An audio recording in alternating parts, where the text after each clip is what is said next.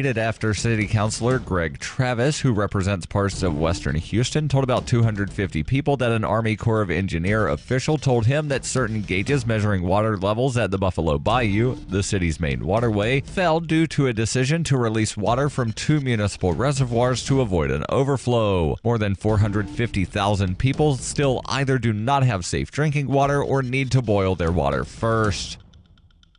This has been FPP Radio News, online at fppradio.com. Medical experts announced that an Ebola vaccine is at least 50 white people away from being developed. The CIA is now ready to install a female world leader, and a sex toy is discreetly shipped in a plain dildo-shaped box.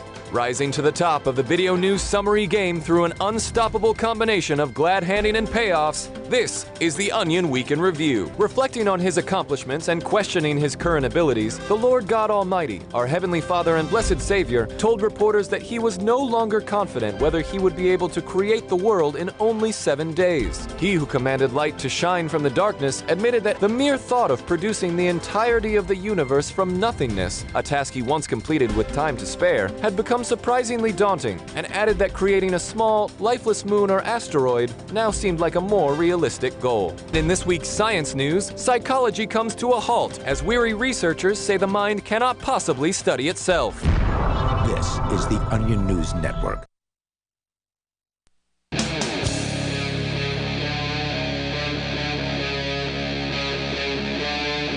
Free Talk Live.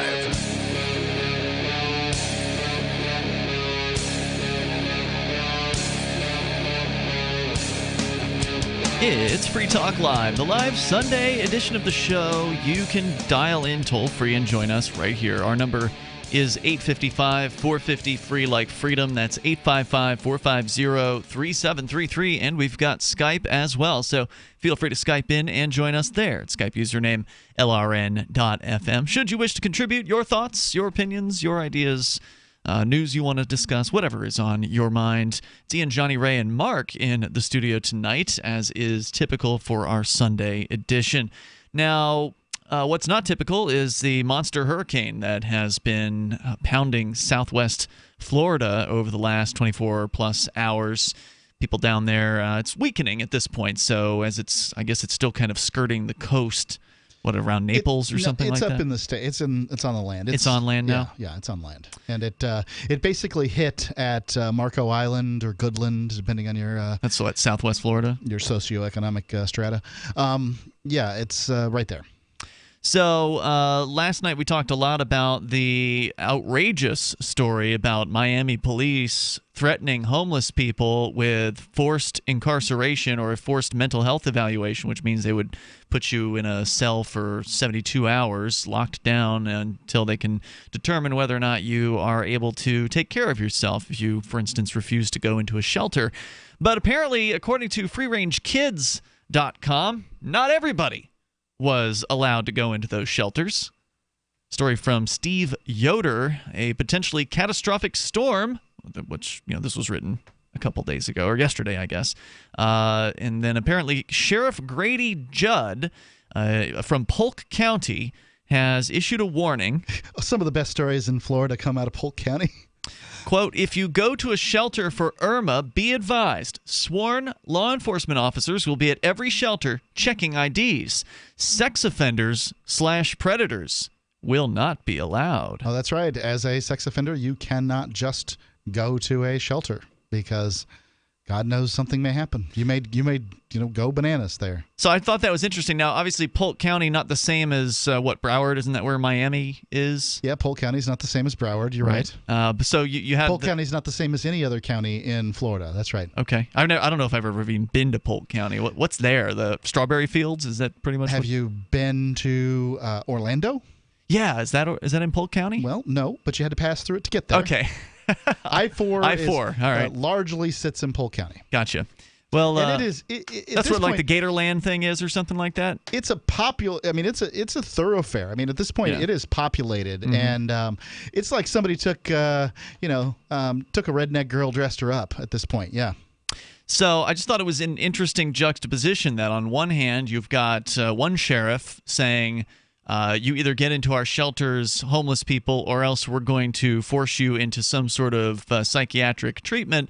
Or if you're apparently homeless and a sex offender, well, you can't go into the shelter. So good luck. Yeah. The quote here, you might just think now that would be a good time for a top cop to put all hands on deck to rescue people who need help. Instead, some portion of Judd's force will be standing at county shelters to turn away those on the state's sex offender registry. No, so the not to mention arresting people with warrants. That was happening too. Sheriff's deputies should not be out in the worst of the weather.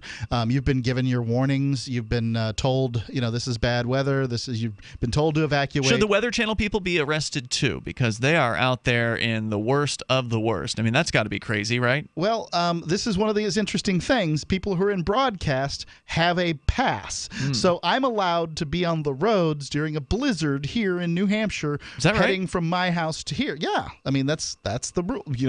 Well, it's important by somebody's estimation of what important is that I get to work. Now, so basically, all the homeless guy needs to say is he works for the radio station. I suppose he's going to have to prove it to somebody. How do you do that? I don't know. I mean, when have we ever had any kind of station DJs ID that look like that? Huh? When have we ever had a station ID? What? Some kind of pass? I have one for Free Talk Live. Oh yeah, a card. Yeah, it's nice. You should carry one. A business card? You mean? Nope. Well, what is it then? Let me get it for you, buddy. What is it, a press pass? Yeah, it's a press pass. Oh, okay. That's cool. Was that the one that Sam made you years ago? It's great. I think it's expired by now. Yeah, whatever. It all it has to do that's is long since expired. Say press on it real big, right. And it has a picture, and that's all you need. Yeah, except it said expired 5 years ago. Yeah, sorry, bro. You're going to have to go to the shelter. Toll-free number tonight, 855-450, free like freedom. That's 855-450-3733. Back to the story here from Free Range Kids. Says here, a rule like that would sound inhumane even if we had evidence that kids are more at risk in evacuation shelters.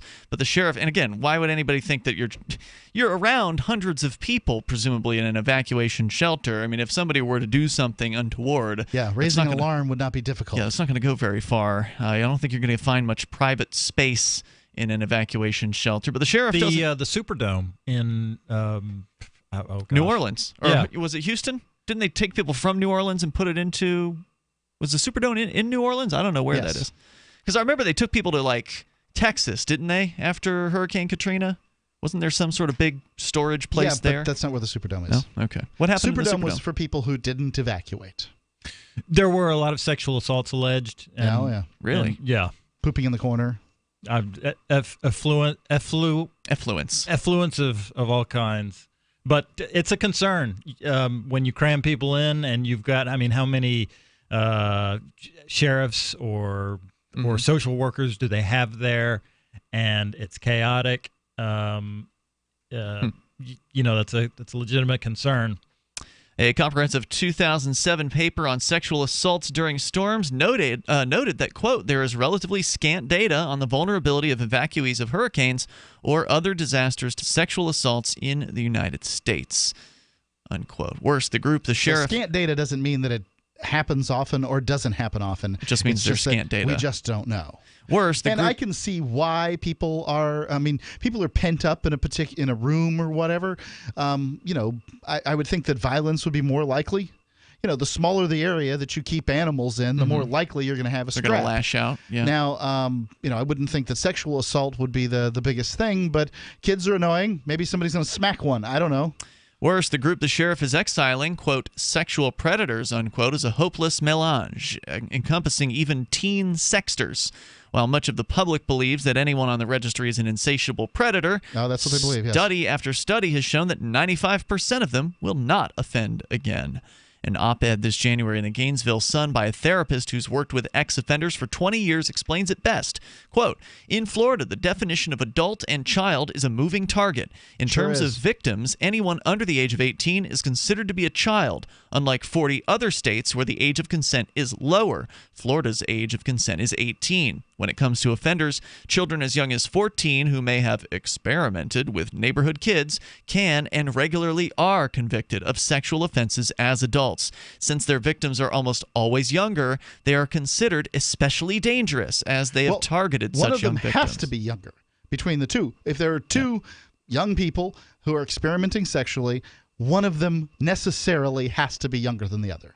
They are considered especially dangerous as they have targeted such young victims and are thus labeled sexual predators. I would also point out that the state of Florida has no problem incarcerating people as young as 12 years old in adult prisons. As an adult. I mean, they're, a youthful offender, which is a subcategory of adult.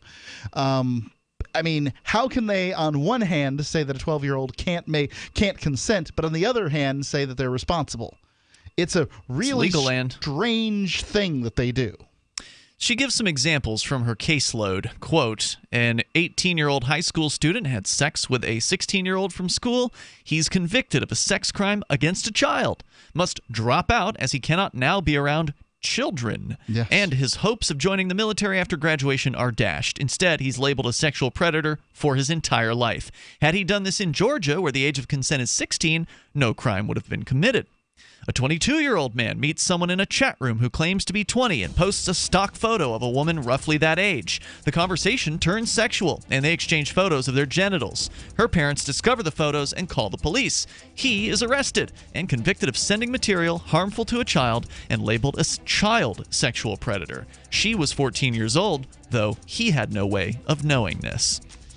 Yeah. There's more coming up here. You can share your thoughts. 855-450 free like freedom. Coming up, the Equifax hack. We got to get into that. It's Free Talk Live. Ew, get the stinky dog away from me. Bad breath and bad gas. Petey stopped eating. All his hair fell out. Itching, licking, missing fur. At least $5,000 in vet bill. Creams, antibiotics, sprays. No results. Everything we tried failed except the Dinovite. DINOVITE.com. If you want the dog to be healthy, you got to feed it something healthy. The omega-3 fatty acids, flaxseed, zinc, alfalfa, the digestive enzymes that are cooked out of regular dog food. Dinovite is nutrition. The shedding is stopped and the itching is stopped. Her coat is not soft, it's silky, it's healthy and shiny and glossy. She's got life. She's got energy. Tons of energy, no more bad smells. Dinovite's the bomb. Dinovite is the best thing that's ever happened to my dogs, besides me, of course. 859-428-1000. 859-428-1000. Dinovite for life. DINOVITE.com. Join me, George Norrie, in Joshua Tree, California, May 19th through the 22nd for the Contact in the Desert UFO Conference, a weekend of in-depth exploration into ancient aliens, human origins, crop circles, UFO sightings, and new evidence of ongoing contact. The conference will feature panels, lectures, films, workshops, and field work with leading experts including me, Dr. Stephen Greer, Giorgio Tsoukalos, David Wilcock, Corey Good, Graham Hancock, Linda Moulton Howe, Jim Mars, Michael Tellinger, Eric Von Daniken, Doc Wallach, and many, many more of the biggest names in ufology. Joshua Tree Retreat Center offers the perfect place for sightings through the clear desert sky. Last year, hundreds saw several real craft up there, as we reported on Coast to Coast. Tickets to Contact in the Desert are available at contactinthedesert.com. That's contactinthedesert.com, or by calling 323-721-1743. That's 323-721-1743. If you're looking for work, you know what I mean by elevator speech. It's the short version, saying just enough to make the listener want to listen more. Even if you're not a job seeker, effective communication skills have never been more important, with money and attention so scarce now. So to cut through the clutter, choose every single word as though it was the last word the person you're speaking to will hear. Otherwise, it might be. Instead of saying, due to the fact that, say, because. And avoid mispronunciations. Say jewelry, not jewelry, which could offend. Undoubtedly, you don't want to say undoubtedly. And whatever you do, never use a preposition to end a sentence with. Just kidding. For more tips, hit survivalspeech.com. I'm Holland Cook. So you've heard all 3 hours of the latest episode of Free Talk Live, and you're still hungry for liberty-oriented audio content? Did you know that we have another 24/7 audio stream at LRN.FM? The Liberty Radio Network airs the latest episodes of some of the best liberty-oriented podcasts on the internet around the clock. In addition to recorded content, you'll also hear live shows like Free Talk Live, originating from our Keene, New Hampshire studio. So listen anytime at LRN.FM. That's LRN.FM. Radio is the most personal of mediums. I exist right now in your head. If you listen to Free Talk Live regularly, you know me. Free Talk Live is on more than 160 radio stations around the U.S. and has been downloaded on every continent around the world. Hundreds of thousands of listeners with ad packages from $600 a month to $6,000 a month. Imagine what we can do for your business, project, website, or idea. Email me, mark@freetalklive.com. What's up next? Visit the Liberty Radio Network program guide to find out at shows.lrn.fm. That's shows.lrn.fm. Free Talk Live. You dial toll free, take control of the airwaves, and bring up anything you want. Our number here is 855-450-FREE, like freedom. That's 855-450-3733. And it's the live Sunday edition of the show. With you here tonight, you've got Ian, Johnny Ray, and Mark. Still to come, I've had this in my show prep for a couple of days, and with all the hurricane coverage, we just haven't had a chance to get to it yet, but the Equifax hack. This is pretty big tech news that could involve your private, or what you thought was private data. Right, you don't even yourself. have a choice as to whether or not you participate in something like this. You know, we'll get into it coming up here in moments. Getting toll-free number is 855-450-FREE, like freedom, if you want to join us here. We were talking about the other news. Last night we talked about the people who were being forced into hurricane shelters, that is homeless folks in Miami. Well, apparently in Polk County, the sheriff there has issued a notice saying that if you are a sex offender, then you're not allowed in the shelters at all. Well, they have a shelter for you. It's the county jail. The county jail. Yeah. You think they're going to let you check into the county jail if you don't actually, you're not wanted for something? Yeah, that's exactly what they're doing. Really? Yes. They have cells for them. Wow. And they're not in population. You can't bring in a big old bag of weed or something. Jeez. But yes, you have you go sit in the cells. I'll bet you they close the doors too. Interesting. Yeah, I didn't know that part about it because all they were reporting on here was just the sheriff in Polk County just tweeting out. So obviously 140 characters. He didn't get any detail in there about it. They're doing this, as I understand it, in more than one place. Huh. I mean, that's not terribly uncommon. In Florida, essentially, that's what they have to do because the sex offender could not legally go to a shelter.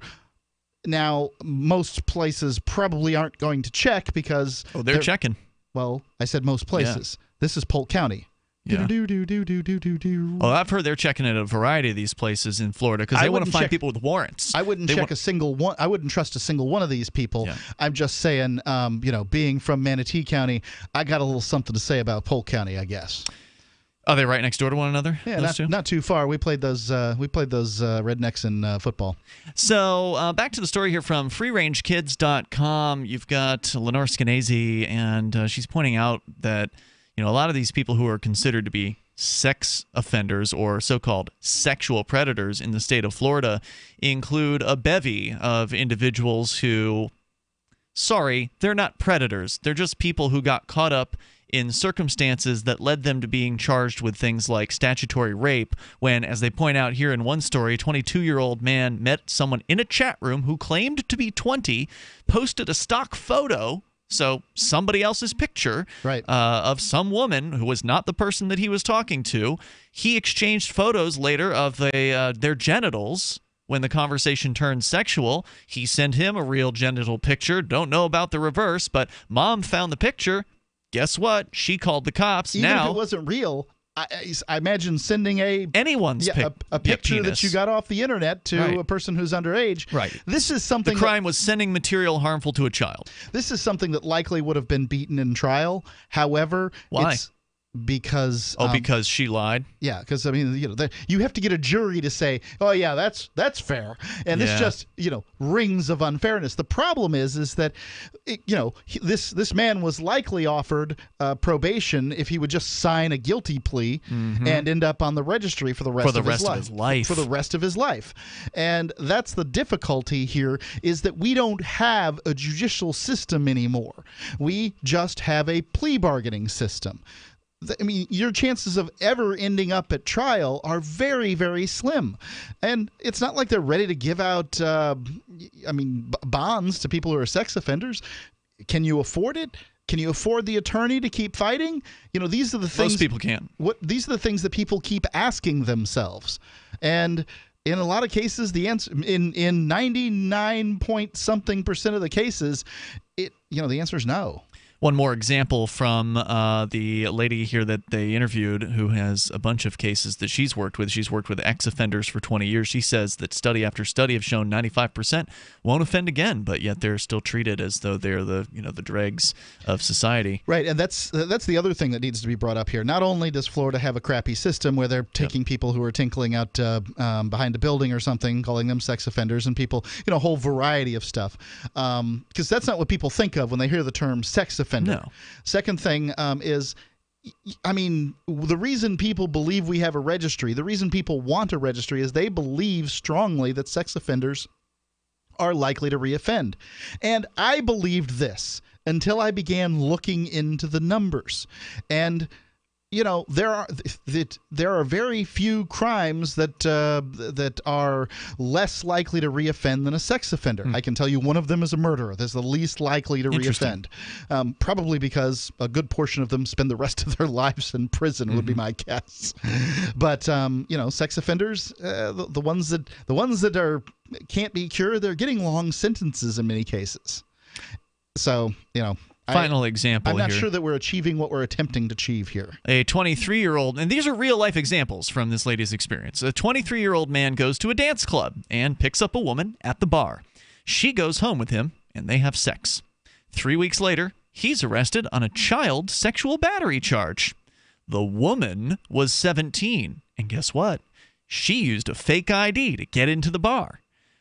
So you think you're safe, right? You're going into a bar. Woman having a drink there at the bar. Bartender must have checked her ID, right? Like, that's safe territory. You can go there. Well, no, apparently you get to go to prison, because when she bragged about her sexual encounter with her school friends, she was overheard by a teacher who was mandated by the state to report the crime.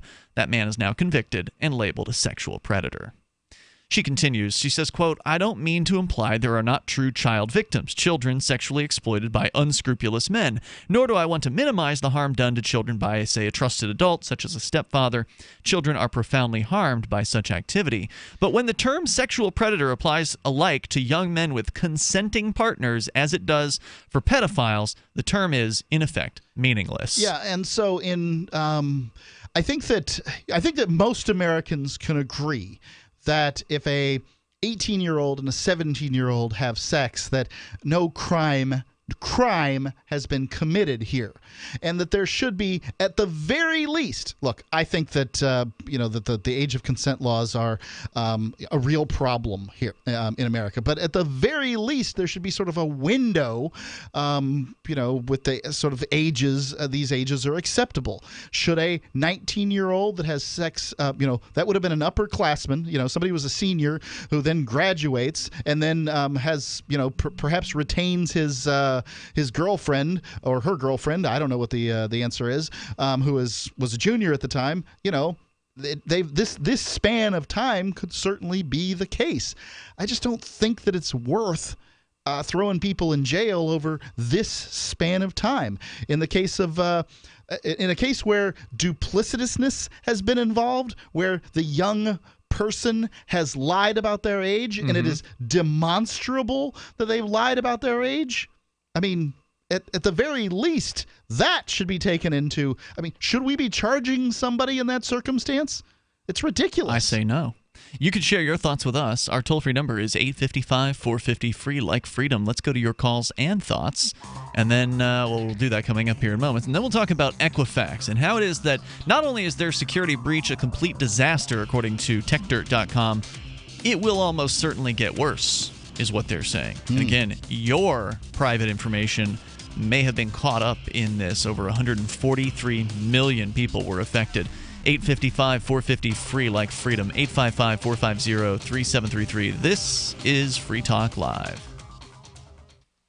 You want to save money in a place that gives you growth, control, and certainty without stock market risk or tax risk, and you want guarantees and you want it all tax-free. That's a tall order. But you can get all of that with properly designed participating whole life insurance. Most people think life insurance pays after you're dead. That's true. But you can have tax-free access to use your life insurance while you're alive. Get the free book to find out how. Call 702-660-7000. Hunters, anglers, campers, and survivalists. Get back to nature. Expand your horizons with the highest quality, most versatile, unique slingshots and sling bows on the market at slingbow.com. Slingbow products are compact and models start from just $17.98. They're perfect for your bug-out bag or storing in your vehicle. Give yourself and your loved ones the excitement and tradition of Slingbow, a new frontier in archery and truly modern twist on this primitive survival tool. Feel the thrill only at slingbow.com. Free Talk Live. The DEA doesn't dabble with users. They go after the big dogs. Yeah, I'm certain they have dabbled with users, and they would if they thought they could get DEA? something. They would if they thought they could get somewhere with it. Maybe a user who's snorting 3 pounds a week, something where they could actually connect to a player. Yeah. But most users are just buying from other users. I mean, in the cocaine world, when you are a user, you've got to support your habit somehow. Right. And if you're not willing to go and knock over convenience stores and break into people's cars and hurt people to get the cash for your habit, then the only other choice for you, if you're not wealthy, is to sell cocaine to others. Right. And so most people will go and pick up whatever amount of coke they do, and then they'll sell to certain specific people who are their friends. Like he was saying, he was selling to his neighbor across the street. The DEA is not going to mess with that. Free Talk Live, 7 nights a week from 7 to 10 Eastern, live on the Liberty Radio Network at LRN.FM. This Your Family Today tip is brought to you by Nestle Toll House Morsels, helping you create special moments and memories your family will cherish forever. Visit us at tollhouse.com. You may bake for birthdays and holidays, but why stop there? Sweeten up the rest of the year by designating monthly dessert days. Treat your family to one of their favorites or surprise them with something new. Either way, you'll create a tradition everyone will love.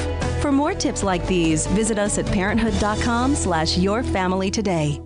LRN.FM is proud to announce our official listening apps for Android and iOS devices. Now you can easily tune into our streams anywhere, anytime on your smartphone or tablet. Just visit apps.lrn.fm or search for LRN.FM in the Android or Apple app stores. Please download, rate us 5 stars, then share the link on your social media and let your friends and family know how you're listening to LRN.FM. Download it now, free at apps.lrn.fm. Is spreading the message of liberty, cryptocurrency, and peace around the globe worth $2 per month to you? As you may already know, in addition to our internet feed, LRN.FM broadcasts on free-to-air satellite across North and Central America, as well as Sub-Saharan Africa. And we've been available on satellite for free 24/7 since 2010. The LRN.FM free-to-air satellite signal is reaching some of the most oppressive regimes in the world, and there's no doubt our ideas are making an impact. You can learn more about the channel's impact by watching the 3-minute video at fund.lrn.fm. If you'd like to help free minds globally with our ideas of liberty, cryptocurrency, and peace, you can donate as little as $2 per month via fund.lrn.fm. You can help us continue and expand our satellite broadcast to multiple continents. Visit fund.lrn.fm today, and thank you for your help. Don't forget to share the link on social media. That's fund.lrn.fm.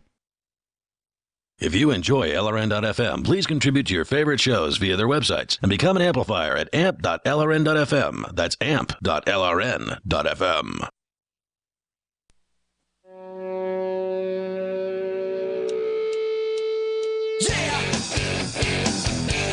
It's Free Talk Live. You are invited to join us on the radio waves. Take control of those airwaves toll free at 855-450-FREE, like freedom. That's 855-450-3733.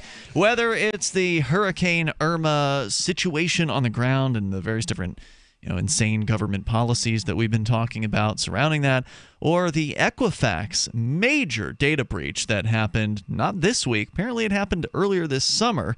We'll tell you about that coming up in moments. You can also share your thoughts, 855-450-FREE. You've probably been told you're supposed to get 5 servings of fruits and vegetables daily. Well, what if I told you that now there's getting more and more research that's showing that you really need 10 servings a day? There's only like 1% of the population that's pulling that off. What do you get for accomplishing this feat? Protection against obesity, heart disease, type 2 diabetes, cancer, plus enough antioxidants to neutralize all 5 of the known free radicals. These are all worthy goals, right? Well, I have been getting my 10 servings of fruits and vegetables daily. But I've been cheating. I've been using Fruit and Veggie Total from the makers of Whole Food Multi-Complete. And you can too. You can join me on this quest to feel better, lose weight, live longer, and just improve your diet generally. Now, it's just so much easier than trying to consume all those fruits and vegetables. You should. You need the fiber in your diet, there's no doubt. But that's a lot of servings. Give it a shot tomorrow. But please also go to simplifymysupplements.com now. Buy Fruit and Veggie Total. Use coupon code FTL. You can save 10%. They'll give you a free shaker bottle. Now, this is by no means a low-cost endeavor, but when you sort of rack it out to there's something like 5 servings per scoop, it gets a lot less costly per you can't buy fruits and vegetables for that kind of serving size. SimplifyMySupplements.com, coupon code FTL. It's Ian, Jonny, Ray, and Mark in the studio here tonight. Let's go to your calls and thoughts. Then coming up, the online prank that actually resulted in one Florida sheriff issuing a warning to folks, letting folks know that it's a bad idea to shoot at the hurricane. Oh, God. Let's go to, only in Florida, right? Let's go to Probably Scott not only in Florida. in Massachusetts. Scott, you're on Free Talk Live. I believe this is Scott the Bigot. Go ahead. Yes, good. The one and only. Good evening, Mark and Ian. How are you? Go ahead. Johnny Ray's also here, although he's been quiet Johnny tonight. Ray, and good evening to you too, Johnny Ray. Tomorrow marks the 16th anniversary of the September 11th attacks on the World Trade Center and the Pentagon, and I'd like to run by your listeners and yourselves 2 major conspiracy theories. I'm sure we've never heard these before. Go ahead. The first one is the Zionists must have known in advance that the September 11th attacks were impending, but refused to share the information with the United States in order to solve disputes and troubles throughout the world. Now, why would the Zionists have known about these attacks? Are you saying that the attacks were the handiwork of Jewish people? What I'm saying is that they knew that these attacks were going to happen by these Islamic terrorists. But they withheld information from the United States. But why would they have known that? I mean, why are they all powerful, all-seeing, omnipotent? So the United States would get dragged into the Middle East. No, we know why they would be. We know why they would want to do it, according to the conspiracy theory. We want to know is why would they know? What is the proposition that the Israelis knew, but the American government didn't, or any other government, the British didn't? Why is it the Israelis knew? The Israelis knew because the Mossad is ingenious, probably in many ways is even more capable than the CIA, and they have all kinds of devious ways of getting information, and they've been doing it for years. So pure speculation. Okay, this is total conspiracy theory, total speculation. The second one is the conspiratorial theory that the Mossad, Israel's intelligence service, was behind the Twin Tower attacks that gained widespread credence throughout the Islamic world after September 11th. According to this anti-Zionist conspiracy theory, 4,000 Israelis and Jews working in the World Trade Center had been ordered by the Mossad not to show up for work on September 11th. I think that would be pretty easy to prove. To debunk. Now, it's just because a bunch of people believe it doesn't make it true. But right? what you can believe in is this: that the Zionists, and meaning the Zionists and the Jews in general, wield enormous power in the United States. And when I mean the Jews, I'm referring to the Jewish lobby, specifically AIPAC, the American Israel Public Affairs Committee, that has a stranglehold on American foreign policy. We're joined to the hip with Israel because of AIPAC. And if you're wondering what does AIPAC do, say you're a congressman and a senator, you want to run for office. If you get on a platform and say, if you elect me, I promise I'll vote against Israel, I promise I'll stop all Jewish influence in the United States, they will run you out on a rail so fast it'll make your head spin. You'll never win. You'll lose. You'll be blackballed. That's the power that they wield in the United States, and it's not right. I mean, they're a lobby, and I would agree that they hold a great deal of power. The only thing I would agree with is that foreign aid to all countries needs to be stopped, not just Israel, but I agree. every other country in the world. And the federal government, there are a lot of people who are in search of power. See, this is your whole theory.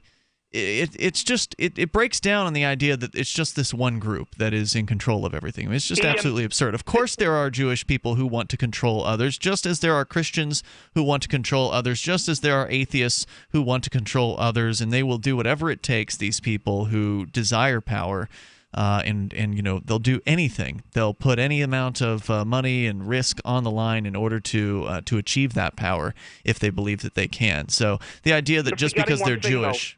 No one.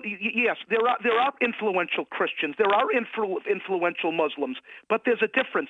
No group controls the kind of power, wields the kind of economic, social, political power across the board as that International Jews does, and International Jewry. No one does it, Ian. Are you just jealous or something? Is that what this is about? You wish you were in that position so you could wield power over people? Is that the deal? No, the deal is this: that the United States has a right to have its own destiny. The United States doesn't have rights. It's not a thing. It doesn't exist. It's just an idea. An idea can't have a right. Only people have rights. Only individuals have rights. Let me give you an example of this Jewish power that you think that I'm a paranoid. Oh, I've heard it all before. They own the banks. They own the finances. They own this. No, wait a and minute. that. Hollywood. What about the World Bank? What about the Federal Reserve Board? The Federal Reserve is a Jewish institution. No, it's not. There were non-Jews involved in its founding. I mean, all you have to do is go back and look at history. Thank you for the call tonight. The toll-free number here, 855-450-FREE, like freedom. J.P. Morgan, Chase. Yeah. Don't sound like Jewish names to me. No, I think there's something to what Scott is saying. What part? About Israel wielding inordinate influence over the U.S. government. That may be true.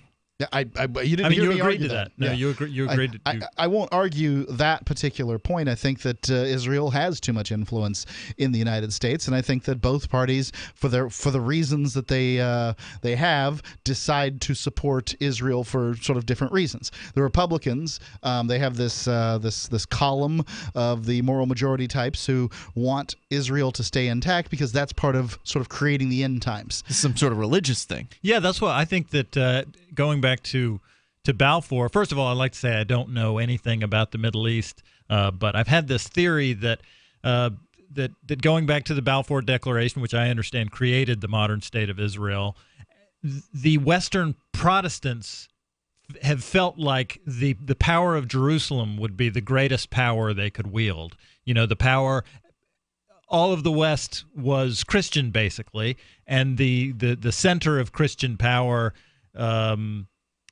arguably, in Rome? one way, is Jerusalem. Well, I mean, that would be the holy city, right? Yeah, the holiest city, and that's where all this comes from. It's an idea that doesn't quite make as much sense now because religion and Christianity is not as important to Americans as it once was. But I think that there were theorists, world geopolitical theorists, who thought this was a slam dunk a long time ago, and we're just living with the world built on those theories and suppositions. The toll-free number tonight is 855-450-FREE, and old government policies do tend to have a lot of staying power. Sure. 855-450-3733. You can take control of the airwaves here. Bring up anything that's on your mind. Live Sunday edition of Free Talk Live. More coming up. Do you want to help build a better financial system for everyone? Join Dash. Dash is Digital Cash, a digital money platform designed to replace cash and help people manage their own wealth. It's fast and easy, fees are low, and transactions are confirmed instantly. Dash is decentralized, run by users who earn rewards for helping run the network and make governance decisions. Dash is set up to succeed where other platforms have failed. Give it a try at dash.org. Help people take control over their financial future today. Find out more at dash.org. Imagine, if you will, a virtual world, a symbiotic economy with its own currency, where you can barter your services with others. Symbi.com is a marketplace of real people exchanging skills and services, from web developers, marketers, video production specialists, and teachers of all sorts, to gaming consulting or fitness coaching. Symbi.com is a vast world of people trading freely. Take my word for it, it's an adventure you can't afford to miss. Simbi.com. Are you tired of paying fees and commissions to that other site? I know you are. And I'm here to tell you about a great alternative to sell your stuff. BuySellMakeOffer.com is the best-selling site to ever come along. It doesn't matter what you're selling, big or small. It's easier than ever. And you can use Skype to show your items and get to know your potential buyer, and they can see that you are for real. No more blind trust. And you're not limited to snapshots. You can video what you're selling to better sell it fast. For as little as $9.95, and that's after a free 30 days, you can sell everything you no longer want with absolutely no fees, ever. Go right now to BuySellMakeOffer.com and become part of a community of buyers and sellers who have already discovered this revolutionary way of getting it sold online. That's BuySellMakeOffer.com. You'll never regret making the switch. BuySellMakeOffer.com. So, what are you waiting for? I've been told no in many different ways. I give you an order and you're going to obey it. George, you can go this way. You can't do that and you have to leave here. You cannot bring signs into the rally. Walk with me. Well, I'm comfortable here, actually. Whoa, hey. Who do you think you are? Excuse me. There is no video or audio allowed in this office. No, I have work today. You ain't gonna make it. Wait now. Wait a minute. Whoa! Hey! Oh my God! Unbelievable! Why are you running from me? Because you're scared me. What am I being detained for? You're being served. What is this? You're being served. What is this? Bureaucrats have a funny way of telling people no. That's the sound of the men working on the chain. Derek J's Victimless Crime Spree. Watch it for free and order the Director's Cut DVD at victimlesscrimespree.com. You may already know about the Free Talk Live audio-on-demand phone line at 641-793-9660. Did you know that not only can you listen to Free Talk Live via your phone, you can also leave a message and have it delivered to Free Talk Live's hosts? To leave us your thoughts, just dial 641-793-9660. That's 641-793-9660. Press 2 for Free Talk Live, and then hit 0 to leave your message. What do you shop for that you could otherwise buy at Amazon? Pretty much everything, right? Amazon has competitive pricing and they deliver, and that's a big plus. If you could plan ahead in your shopping, would you be interested in saving up to 33%? There's a catch. You have to do your shopping in Bitcoin. But imagine those savings. It's like a huge raise. All you have to do is go to saveitpurse.com. We've saved thousands, and you can too. Plan ahead and save. Saveitpurse.com. You're listening to the best liberty-oriented audio streamed around the clock, on the air, and online. This is the Liberty Radio Network at LRN.FM.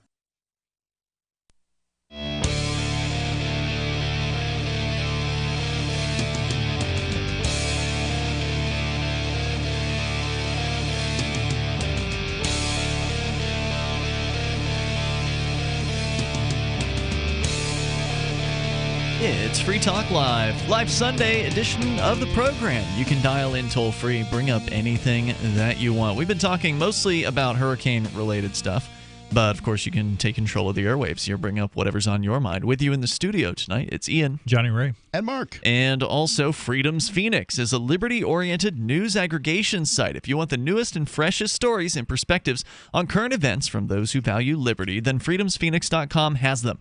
It's their daily dispatch is also available to you. It's their best way to stay up to date on science, technology, historical findings, liberty news, government overspending, and the rise of the police state. Go to freedomswithansphoenix.com. That's freedomsphoenix.com. As we go to your phone calls, your thoughts. David is in New Mexico listening to Kiva in Albuquerque. Go ahead, David.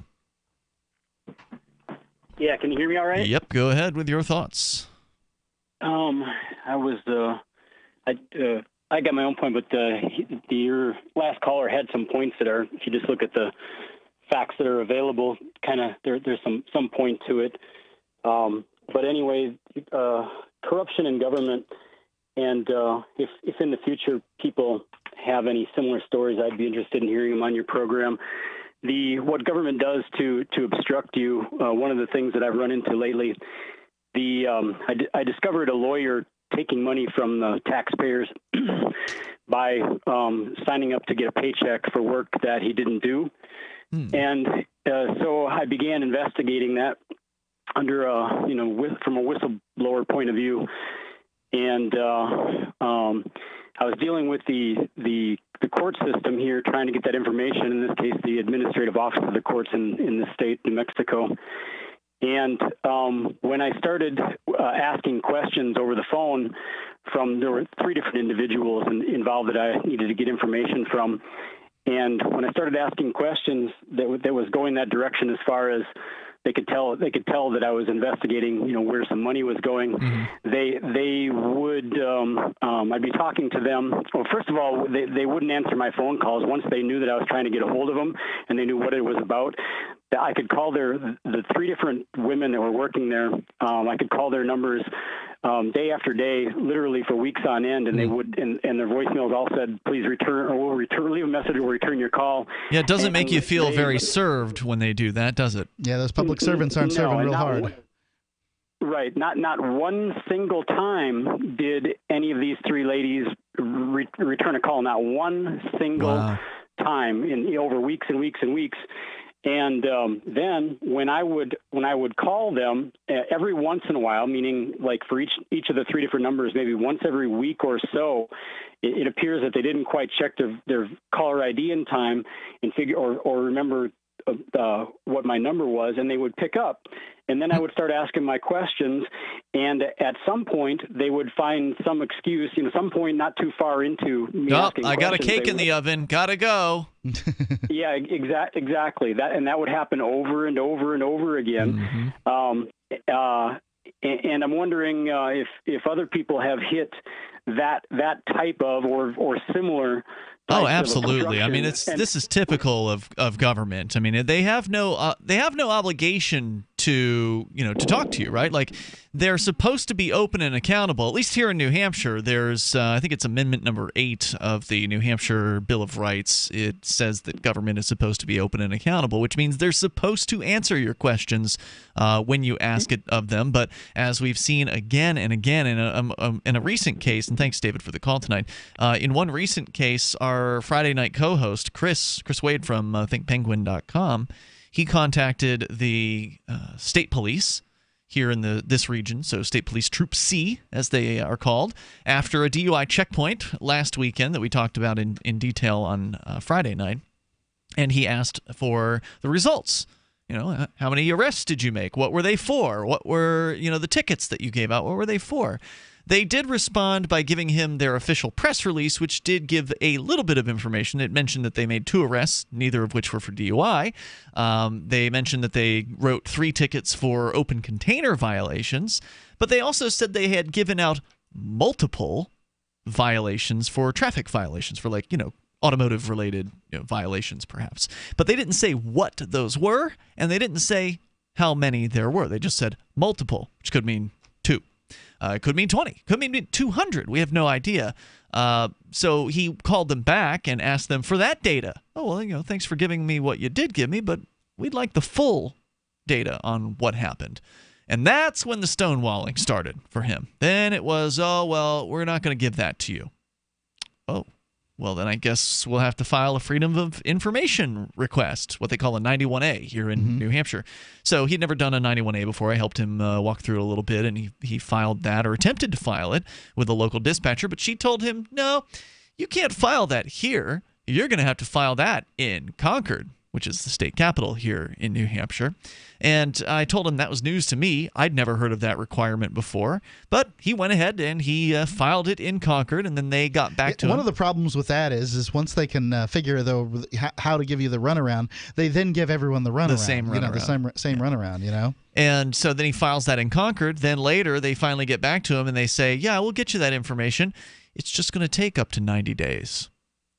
So the only reason why they're doing it at all is because the 91A thing exists. That law exists, and they are, to some extent, obligated to follow it once it comes into play. But until he pulled out that big gun, they were just going to stonewall him completely. And it's not unheard of what David was talking about, where they will just simply not return your phone calls. As we found out in the lawsuit by the We the People organization against the federal government, I believe it was. This was like a decade ago that they did this, but they sued over Amendment Number 1 in the U.S. Constitution, which everybody knows about, the freedom of the press and freedom of religion. Those are the main things that people talk about. Freedom of speech. Those are the three main points out of the First Amendment that people discuss. But there's also toward the end of Amendment 1, they also have the right of the people to peaceably assemble. We know about that one, and then to petition the government for a redress of grievances. And the people who were filing this lawsuit said, well, we believe this means that you have to give us an answer.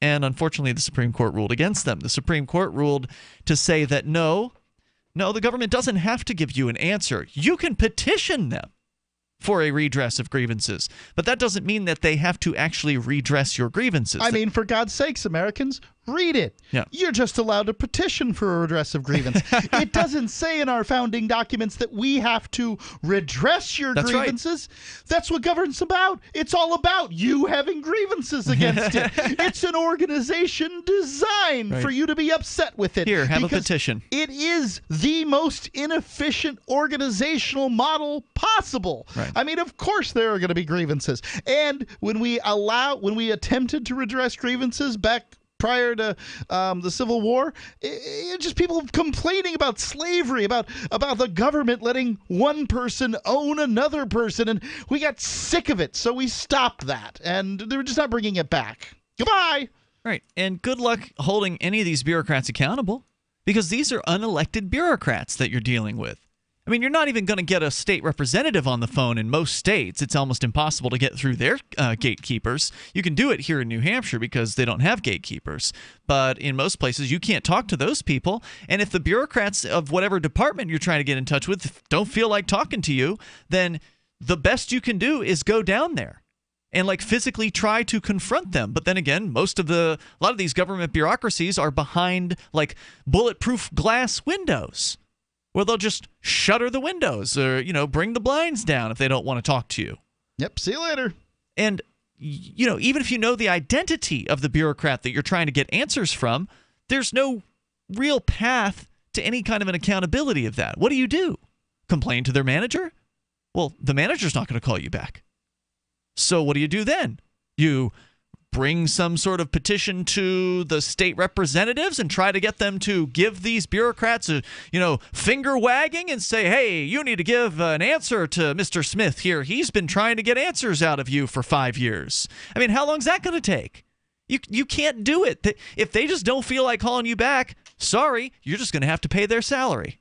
Because that's the worst part about all of it, right? Like if you'd called Walmart tomorrow and you said, I want to talk to a manager, I had a bad experience there last week, and they never put you on with a manager, you don't have to go back to Walmart. You don't have to go and do business with those people ever again. Now, I'm pretty sure somebody's going to get back to you because they want your business. They want you to not talk badly about them. They want you to come back and spend money there again. But there certainly are instances where people get bad service from, Of course. But the marketplace has systems in place. One of them is competition that makes sure that people are as honest as they can be and responsive to customer requests and inquiries and demands, because if they don't respond to you appropriately, you can just go across the street, you can go across town, you can go to the competition, or you can open your own competitor as long as the government lets you. 855-450-FREE. It's Free Talk Live. Have you wanted to get into Bitcoin mining but don't want to deal with the hassle and frustration of operating the mining hardware? Let pool.bitcoin.com handle it for you like I did. Just visit pool.bitcoin.com and use their calculator to estimate what you could end up making. You get to decide which Bitcoin you want to mine. If you already have mining equipment, you're invited to join pool.bitcoin.com. Get all the details and get started mining Bitcoin at pool.bitcoin.com.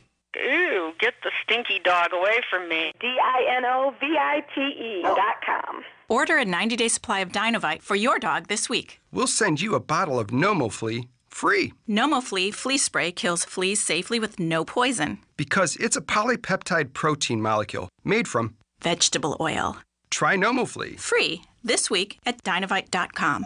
Everything we tried failed except the Dinovite. DINOVITE.com. Looking for a great real estate investment? Consider New Hampshire, which is ground zero for the Liberty Movement. Your first call should be to Mark Worden from Porcupine Real Estate. He's more than just a real estate agent. He's your New Hampshire concierge. Where are the best places to live? Do you want farm, city, the burbs, or forest? Do you want a duplex or multifamily building so that renters pay your mortgage? There are homes in all price ranges in New Hampshire, and Mark can help with financing too. Invest in liberty and property. Mark Worden can help. PorcupineRealEstate.com. There are lots of ways to listen to Free Talk Live. Our podcast has been around since podcasts began, and now the FTL feed is loaded with content besides our full show archives. Did you know that we make it easy for you to customize your podcast subscriptions? We have different feeds, one that includes only our full shows, one with just the Daily Digest, and one with just the Edgington Post. You decide what you listen to. It's quick and easy to customize your feeds at feeds.freetalklive.com. That's feeds.freetalklive.com. You're listening to the live edition of Free Talk Live. Hour number 2 is next after the news here on the Liberty Radio Network at LRN.FM. From Keene in the Shire, the Liberty Media capital of the world, this is Daryl W. Perry, host of FPP Radio News for Sunday, September 10th, 2017. Silver is trading at $17.97 per ounce. Gold is valued at $1,347 per ounce. Bitcoin is trading at 4.2 cents, and the average price of Bitcoin is $4,172. Antiwar.com reports a new poll from Gallup Korea shows that some 58% of South Koreans do not believe that North Korea will start a war, and 37% think they will. This is actually the second least number of respondents who think a war will happen since 1992, when the poll question was first asked. At various times in the last 25 years, large majorities thought a war was likely, with the 1992 poll showing 69% of South Koreans expected a war to begin. Figures also spiked in 2007 after North Korea's first nuclear test. These days, talks of an imminent war have been raging for months, but years of souring rhetoric appear to have South Koreans doubting that anything will actually come of it. Gallup Korea describes South Koreans as accustomed to the state of the affairs. They're also loath to rock the boat. A similar split, 59% to 33%, were against the idea of the United States attacking North Korea, which is itself a serious possibility of how much a war might start. U.S. officials have talked of attacking repeatedly. For over 40 years, Roberts & Roberts Brokerage has been a trusted source for buying and selling precious metals. Gold, silver, platinum, and palladium. They don't feed the banks. They're Bitcoin preferred and have removed the minimum purchase amount for all orders paid in the digital currency. Call Roberts & Roberts Brokerage today for knowledgeable advice on buying and selling precious metals and a forward-thinking approach to new technologies. 800-874-9760 or visit online at rrbi.co.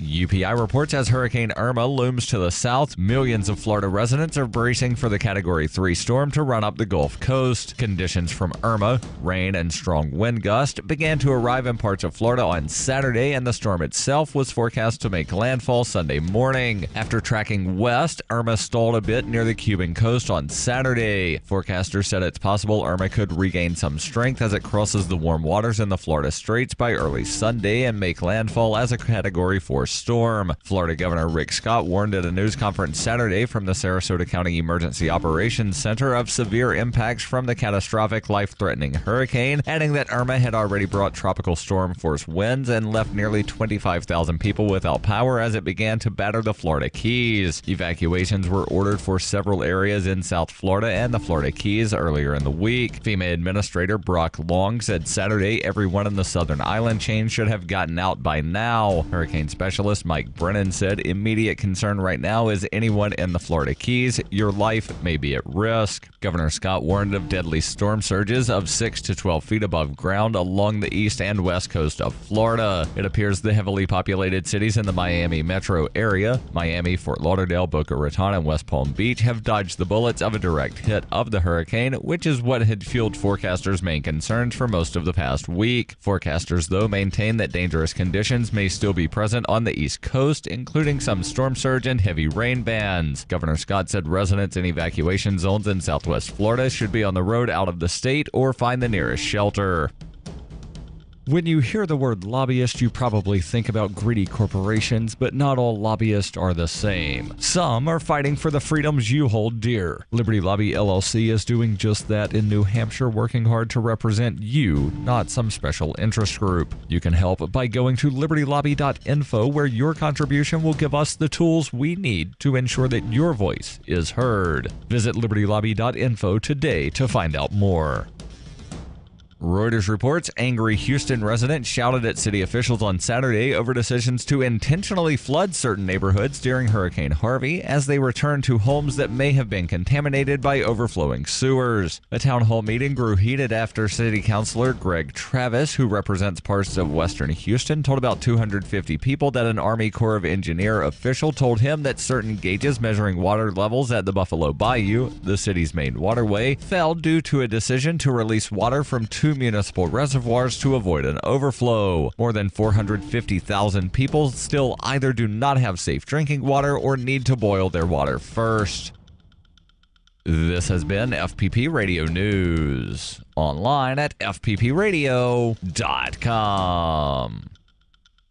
Reflecting on the persistent troubles it caused his sibling during childhood, local doctor Daniel Barrett told reporters this week about his average-looking brother, Kevin, who first inspired him to be a cosmetic surgeon. As a kid, I remembered thinking that there was nothing I could do for Kevin. Watching someone you really love and care about suffer from a weak jawline or unsymmetrical features, it had a major impact on me. And in this week's local news, a community theater gives the part of Blanche Dubois to Kathy Hamilton.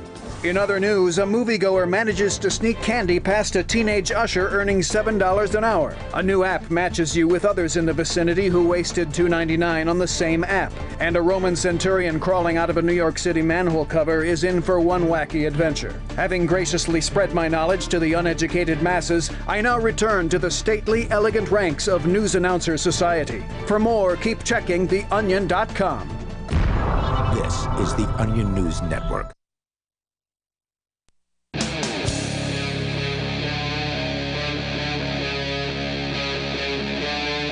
Free Talk Live. This is Free Talk Live. We're launching into the second hour of the program. Coming up, Jonny Ray will be sharing with us a story from somebody who would have been, it sounds like a racist at some point in his life, who has given it up. And we'll have him explain why that is. Also on the way here tonight, the Equifax situation with over 143 million people's, what they thought was private information, possibly being lost in a major hack. Well, definitely being lost in a major hack. But the question is, what has happened to that data? From what I understand, the hackers, they're asking for ransom. $2 million worth of Bitcoin was the last number that I saw, or like 2.5 or somewhere in that range. So you can bring up whatever's on your mind. Also, more Hurricane Irma madness with Floridians planning to shoot at the storm. So one Florida sheriff has come out with a statement warning people to not shoot at the storm.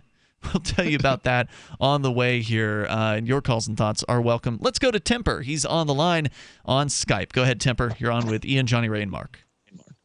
Yeah, I called in to take issue with what Mark said yesterday about first responders, their life being so important that it justifies Baker acting. homeless people. Yeah, the Baker Act, for those that don't know, is a law that pretty much exists in all the states, as I understand it, but it's just called different things. It's basically the 72-hour involuntary commitment is what that is, where what do they call it in Missouri, Temper? They just call it involuntary civil commitment. I see. Yeah. And so then they would so what was happening was the Miami sheriffs, Miami police were going around telling homeless people, or who they believed to be homeless people, that they must either get into a shelter or they would be Baker Acted. They would be forced into involuntary commitment for 72 hours, where they would then be looked at and determined whether or not they were sane, basically, was the idea. Forced psychic evaluation. It's probably worth mentioning Psychiatric. that the hurricane really didn't even hit Miami.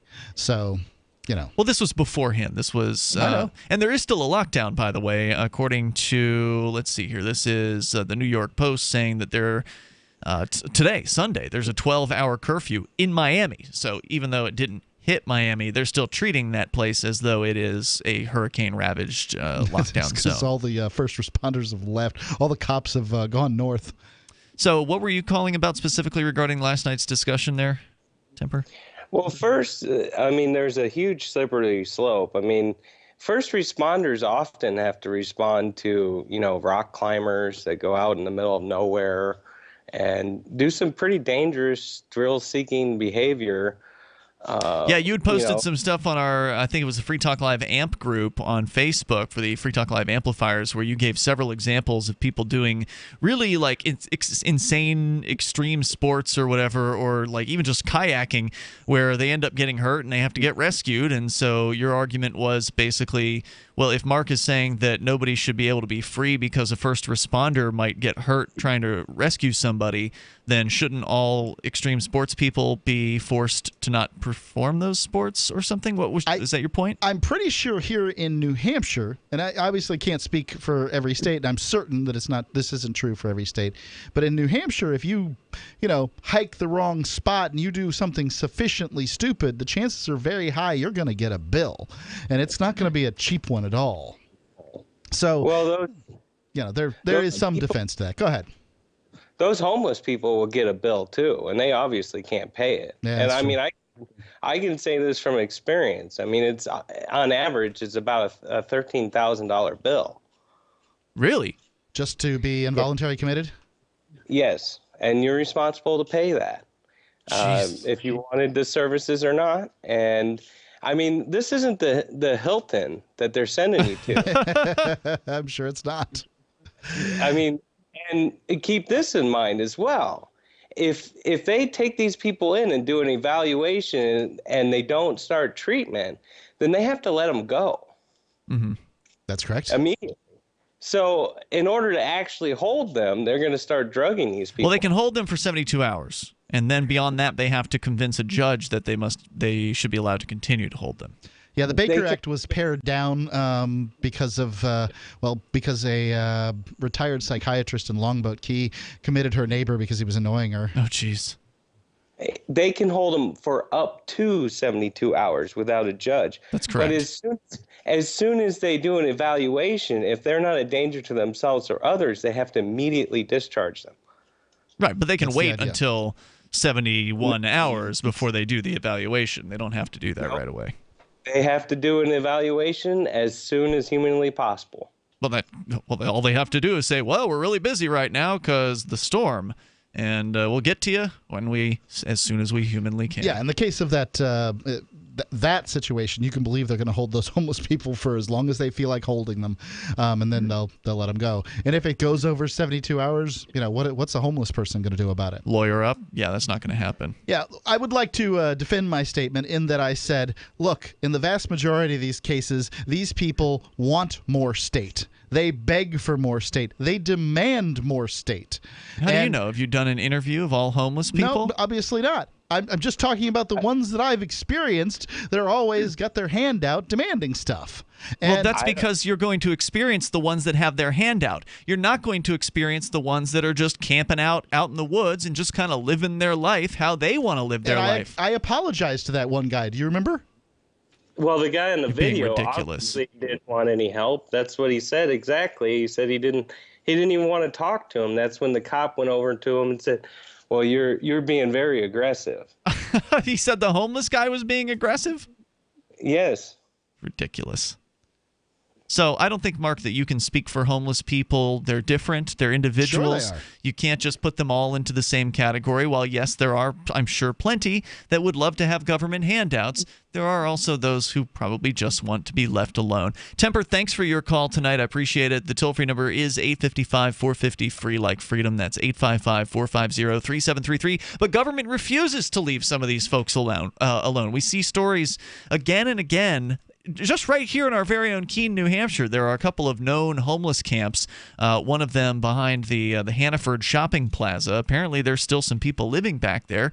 But years ago, the government was threatening those folks with destroying their home because they built a structure, some kind of shanty or shack or whatever, that obviously wasn't built to code, didn't have the fire standards in mind when they constructed this thing. And yeah, maybe it is a tinderbox and could easily be lit up by some guy smoking a cigarette before he goes to bed. I don't have a problem with that. I don't have a problem with that. You should be able to build the structure in which you live to whatever code you want. I'm glad to hear that. Now, would that mean that they would force those people out of their home and force them into a shelter? I don't know. You better believe they would. If they knew where it was, they certainly would. Yeah, and the code enforcement department was coming down on these people, even though the owner of the property knew that they were there, gave them permission to be there, meaning the homeless people. He gave the homeless people permission to be there and specifically said he wanted them to be left alone, but that didn't mean that they left them alone. They kept coming after them and threatening them over not being in a up-to-code structure.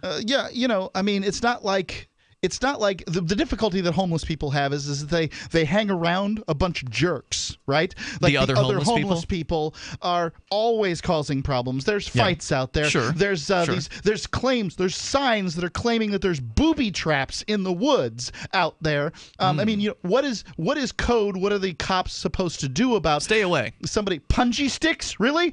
Bear traps, Ian? No, they shouldn't stay away. They should. They have a very difficult time. Plus, don't forget that the homeless people are standing by the road with a sign. They work. There's a homeless guy who stands by the road with a sign. There's not like a bevy of them. Ian, I drive here 5 days a week. Yeah. And I see the people that stand by the road. There's no more than a couple. I maintain eye contact with them just to show them, hey, look, I'm not going to give you nothing. I wish you'd leave. Because I do wish they'd leave. There's work to be done, and they're standing on the side of the road begging. You can make more money standing on the side of the road. I know. That's the problem. Well, that's the problem with the people who are giving them money. That's why I'm talking about it right now, so that people who are listening to me will stop giving money to those people because they're destroying the productivity. Yeah, I don't give money to them. Yeah, but what does that have to do with the government leaving people alone who want to be left alone?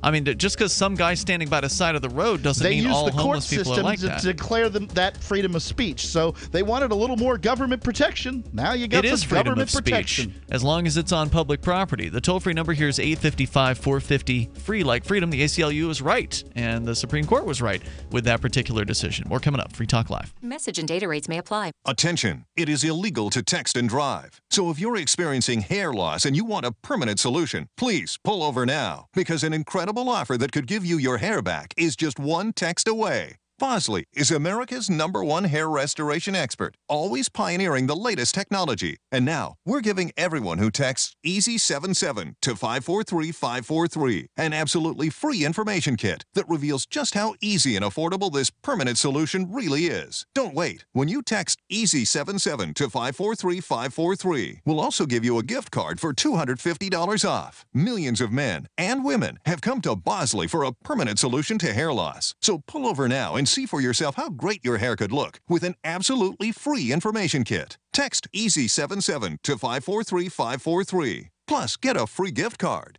This amazing offer is just one text away. EASY77 to 543-543. BuySellMakeOffer.com is better than ever. I'm Pat Matthews, here to tell you that BuySellMakeOffer.com, the revolutionary site for buying and selling anything and everything, just upped the ante. Go right now to BuySellMakeOffer.com and click the Sign Me Up button. When you do, you'll get the first month free, and then it's just $9.95 a month to be a member forever.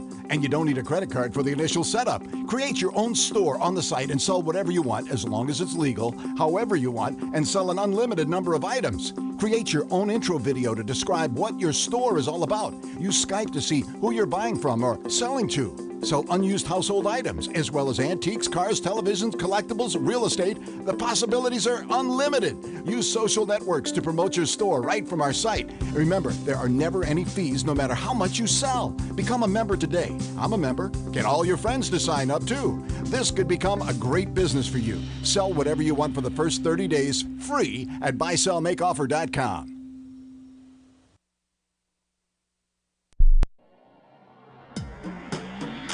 Free Press Publications is an independent, alternative media and publishing company founded in June 2009 with the mission of ensuring a free press for the freedom movement and is committed to spreading the message of peace, freedom, love, and liberty. FPP also gives new authors an avenue for publishing freedom-oriented material. FPP brings you daily news and commentary on the website fpp.cc, as well as a daily 5-minute newscast, FPP Radio News, and weekly news, views, and commentary in the FPP Freedom Minute and Peace, Love, Liberty Radio at fppradio.com, and the monthly newspaper FPP News at news.fpp.cc. Find FPP online at fpp.cc. That's fpp.cc, as in Creative Commons. DVD, books, music, instruments, periodicals, computers, software, electronics, photo, cell phones, office products, home and garden, bed and bath, furniture, kitchen, pet supplies, automotive, hardware, apparel, shoes, jewelry, grocery, healthcare, sports and outdoors, toys, games, used, and more. It's a department store at your fingertips. Shop.freetalklive.com. Get all your shopping done, get a great deal, and a portion of your purchase goes to benefit Free Talk Live when you enter Amazon via shop.freetalklive.com.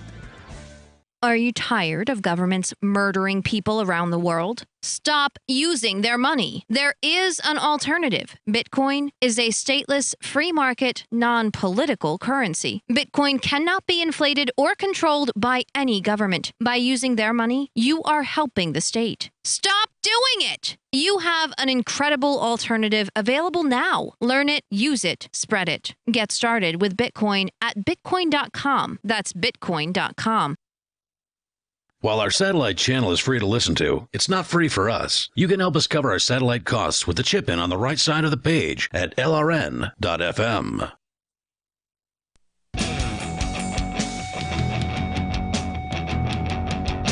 Free Talk Live. You dial toll-free here, live Sunday edition, continuing, where you can bring up anything that you want. Our number is 855-450-FREE like freedom. That's 855-450-3733.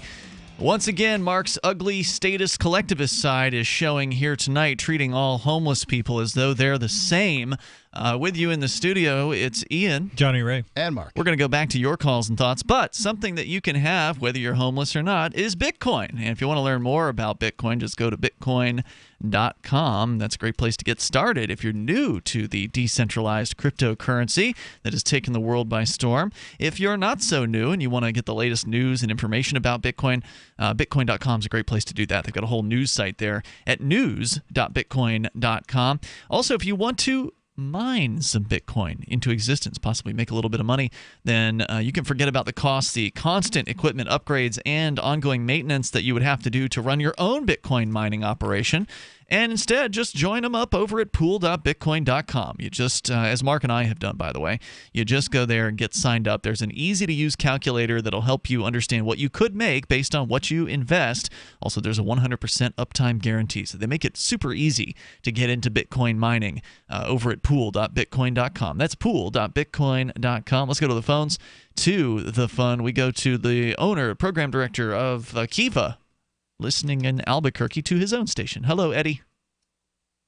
Hey, why do you keep saying program director? I like owner. I like that's better. And what do you mean, like all homeless people can afford Bitcoin? Have you seen the price of Bitcoin? You guys are all over that. Oh, no, I didn't say that all homeless people could afford it. I said that you can have Bitcoin if you're homeless or not. But anybody can afford $20 worth of Bitcoin. If you have Bitcoin and you're homeless, you're no longer homeless, I would suggest, don't you Well, think? if you have a bunch of it, yeah, but anybody can go and buy $20 worth of Bitcoin or $5 worth. You don't have to buy an entire Bitcoin. That's something that is a common misunderstanding about it. It's actually you can break it down by 8 decimal points. Yeah, I ran across an account that has $4 in it. So $4 worth of Oh, geez, wow. I guess, well, in that case, that's more than a homeless person makes per hour, begging, Mark. Hey, Mark, I'm right there with you. I like the way that Ian's pointing this out. So here in the city of Albuquerque, we have something that our mayor is doing TED Talks on, literally going to Washington, D.C., and it's called The Better Way. Are you familiar with this concept? Have any of my callers called in? No, but I'm skeptical of the title. Go ahead. Okay, so here it is. The better way is to pay these homeless people to go and do jobs for the city government. And this is, by the way, we're one of the highest unemployment rates in the country, like 6.5%, while everybody else is enjoying prosperity. Our city is not vetting these homeless people and paying them $9 an hour and giving them a place to stay. We have a rampant homeless problem, and it's been created directly by our mayor, who is directly responsible for the increase in the attraction, not to mention our beautiful weather, seasonal weather, and the fact that we have probably more soup kitchens and benefits that various people set up here. What kind of jobs are we talking about? What are they hiring these guys for? I don't know. Let's just talk about. Let's just say we're just hiring them to do. What does it matter? $9 an hour to do without even vetting them or anything like that, and paying them with city money. I'm just on the face of that.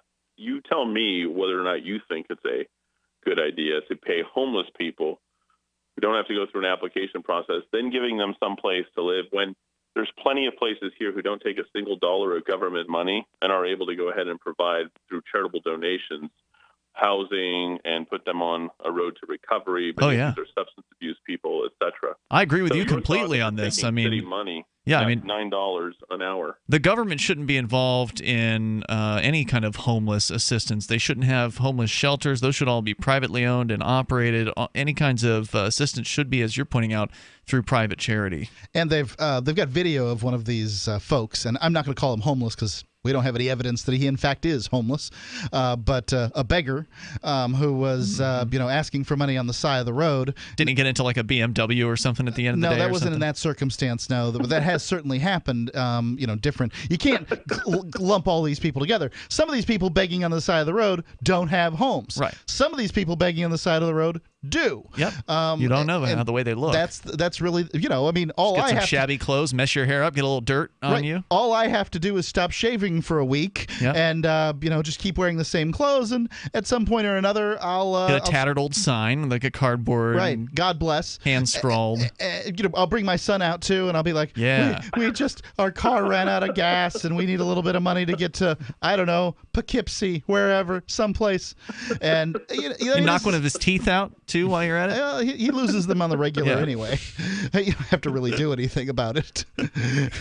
I could raise money for the tooth fairy for him. My son's tooth just came out. I need some money. I mean, the thing is these people just hand the money over. Sure. Down goes the window. Out comes the money. I am just stunned by it. Go ahead, Eddie. So let me jump in here. Okay, so obviously we're all on the same page with this, and the city should be involved. By the way, he's being lauded as like a top 50 mayor, being celebrated in the New York Times, Washington Post, various other places. It's a idea that's going to move other cities forward. So it's pretty despicable for me, but it's even worse that other people are lauding it. It will move other cities forward, Eddie. It will move other cities forward because you'll have all their homeless people, and they won't have to deal with them anymore. We'll be moving the other cities forward. You're right. So let me ask you a question with regard to the thing that is a nuisance. So, for example, I miss traffic lights. I miss oftentimes if someone who's in front of me decides to be generous, and we have a messed up traffic system as it is with the lighting, the timing, etc. I'll miss the traffic light. Probably, I don't know, maybe once or twice a month. I think that's fair to say, where something like that actually happens, because it's literally on every corner. Do you believe that there should be any penalties or if you're caught giving to homeless people, since we can't control the beggars and the people who are quote unquote homeless, is there a way we can control the citizens? I've heard this proposal before, the idea being that if you are blocking traffic, you're committing what's called disorderly conduct in a lot of jurisdictions, and that would be a way for them to possibly, interdict on these situations. I'd say it's inarguably, blocking traffic. I mean, that is disorderly conduct. By its definition. But was it intentional? Or stop or risk getting, like having somebody run into as you stop to go ahead and give somebody traffic. I mean, there's lots of things happening in people's cars nowadays, and you run into somebody in the back, and I'm sure that probably happens, but shouldn't there be like a fine? I mean, some sort of ordinance? What would you think about that from a libertarian perspective?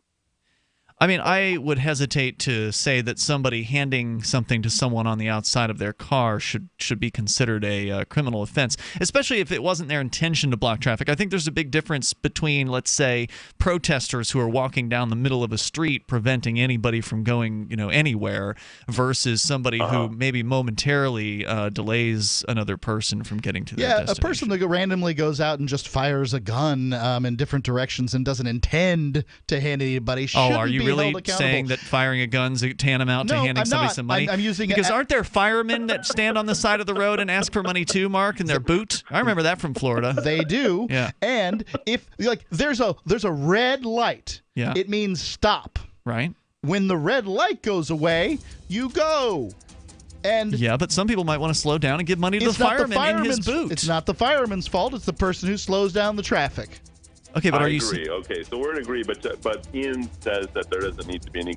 He doesn't say criminal, but there should be. I think the solution is private property. Actually, if you want to stay, Eddie, you can stand by. Otherwise, thank you for the call tonight. Toll free number 855-450 free like freedom. We'll explain what I mean by private property as a solution coming up. It's Free Talk Live. You've heard the phrase, you are what you eat? Not true. Actually, you are what you can absorb. So if the vitamins and supplements you now take are not being absorbed, what good are they? Introducing Protovite, proprietary liquid system that allows premium quality nutrients to positively affect the blood in an astonishing 5 minutes. Watch our amazing 2-minute live blood cell video at TrueHealthFacts.com. That's TrueHealthFacts.com. Then call 502-410-3411. Protovite is nutrition you can feel. Protovite is nutrition that gets in. You want to save money in a place that gives you growth, control, and certainty without stock market risk or tax risk, and you want guarantees and you want it all tax-free. That's a tall order. But you can get all of that with properly designed participating whole life insurance. Most people think life insurance pays after you're dead. That's true. But you can have tax-free access to use your life insurance while you're alive. Get the free book to find out how. Call 702-660-7000. On Free Talk Live, we're bringing people to the ideas of liberty every day. From wrestling superstars like Glenn Jacobs. You guys really are having an impact, I believe. Like I said, a lot of where I am now is due to listening to Free Talk Live. You changed my mind on some very important issues years ago. To random people tuning in on the radio. I was kind of stuck in the left-right paradigm. I heard your show by chance on a Saturday night. From there, I went on, joined the Free State Project, and become an amplifier. So, I mean, that's really the reason why I amp is because I know that if it wasn't for you guys being on as many stations as you are, I never would have found the ideas of liberty. Your amp will directly change more lives by getting Free Talk Live in front of people looking for talk radio online and on the air. When you amp Free Talk Live, you get perks like access to the AMP-only Facebook group and AMP podcast. Visit amp.freetalklive.com.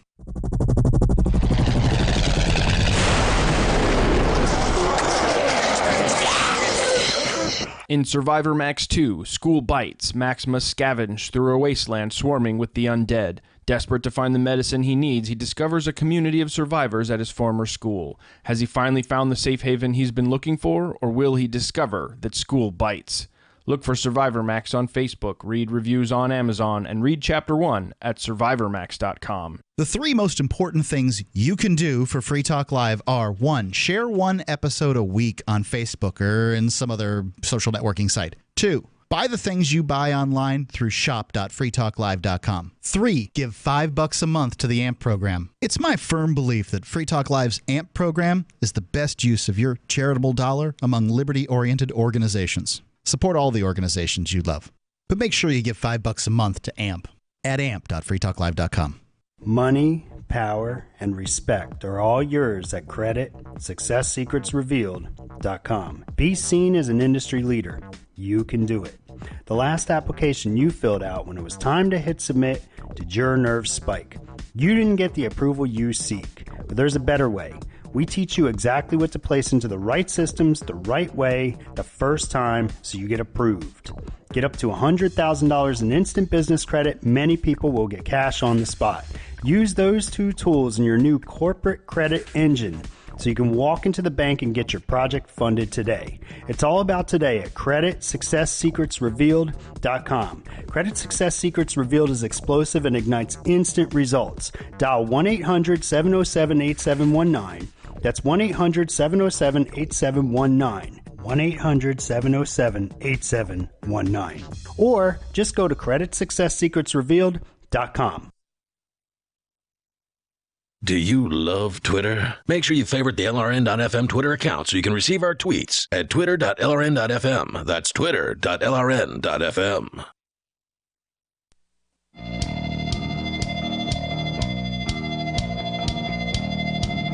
Free Talk Live. Join us on the radio waves. Toll-free number is 855-450-FREE, like freedom. That's 855-450-3733. Skype on in here. Skype username is LRN.FM. It's the live Sunday edition, and with you tonight, you've got Ian, Jonny Ray, and Mark. You got to check out bulletblocker.com. It's a company that was established by a former Army Ranger and a firearms instructor with the goal of making backpacks for kids to protect them in case of a school shooting. Well, now they have a huge selection of clothing, backpacks, briefcases, coats, jackets, whatever you need. And these products are attractive and well made right here in the U.S. out of the thinnest, lightest ballistic available. They're airport security friendly. I wore mine today. People don't even know that they're bulletproof. And now, obviously, when I say bulletproof, there's some gun guy out there who's always like, well, some bullets. And I shoot it with my 50 cal. Well, I wouldn't trust it with a 50 cal, but the vast majority of handguns are not that. Right, are not that. And it'll handle those. Rifle rounds, those things have a lot more powder behind them, and most bulletproof material isn't going to stop that. You're going to need ceramics, and ceramics are going to be real obvious. In your typical robbery or whatever, you're going to be dealing with an assailant with a handgun, probably. Yeah, if you take a look at how many people are harmed in the United States by handguns versus rifles, you'll think this is a great idea. It's bulletblocker.com. You can get something for the whole family. This isn't the kind of thing you get a second chance at. Bulletblocker.com. If the lives in your family are priceless, protect them at bulletblocker.com. All right, so Eddie dropped off the line there, the owner of Kiva, but I did want to go into a little further the discussion about homeless people or beggars, as you pointed out, Mark, because you don't know. Just because somebody's on the side of the road asking for money, they look poor. They're posing as a homeless person. Yeah. Right. There are homeless people out there that are people that are working hard and attempting to get a domicile over their head and all these things. I have donated. I didn't do it last year, and I feel bad for it. I just forgot. But I've donated what for me is a sizable amount of money every year for some period of time to the 100 Nights Shelter. I donate monthly to the 100 Nights Shelter. It's a PayPal thing. Oh, is it? Yeah. That's a great idea. Yep. Thank you for that. I'm going to have to look that up. Anyway. Private shelter, by the way, for people that don't know. It's a private shelter. I'm sure that there's some connection or another with the government. They did start taking some government money a couple years ago. And I understand why they do. But they have it's there. rules that are great. Yeah. Right? It says like 7:30 a.m. rolls around. You got to get out. Everything's got to get out with you, too. You don't leave it there. You take your stuff. That way you're out on the street looking for a job. Yep. Right? They got a walk-in center. You can go in. You can warm up. You can grab a cup of coffee. You can use a computer, print out a resume. So they do have a place for people during the day who need to just stop in somewhere, but they don't have a spot for that person that exists. They're not sleeping till noon. And That's right. a lot of government programs, that's exactly what happens. Nor is it year-round. It's called 100 Nights because it's only open for overnights on the 100 coldest nights of the year. 100 coldest nights of the year. Right. Yep. So anyway, my point was going to be as far as the people that are demanding money or asking for money on the side of the road and the inconvenience that can cause when people slow down. That's what Eddie was bringing up, was that he's missed turning at some lights because he's been behind somebody who wanted to be generous to these people, and they slowed down the traffic enough to hand out the money to the person, and that resulted in the next red light and you getting caught there. And his question was, well, should something be done about that? Could the driver be targeted? Since it's legal, as of the Supreme Court's made it clear, it's just free speech. If you're on a public piece of property and you want to beg for money, that's freedom of speech. He was sort of suggesting, and I've heard other people suggest this around here because it's a problem here too, with the beggars, where the suggestion is go after the drivers, go after the people who want to donate to these people for, let's say, disorderly conduct, which is generally if you blocking traffic. Block traffic, you could be charged with disorderly conduct. There are a variety of things that you can get charged with disorderly conduct for, but that is one of the traditional reasons for that statute to exist. And I feel like in that circumstance, that's still not the right way to go about this. To punish somebody for wanting to help somebody, I don't think is a good idea. If they're just sitting there and continually blocking traffic, then that's one problem. But to just simply slow down and hand something to somebody, I don't think is an issue. Do you think that they're actually helping people? Probably not. By handing out money? Oh, so it's their choice, though. It's their money. So you're rewarding bad behavior. I'm not rewarding for the anything. Right reasons. I don't give those people money.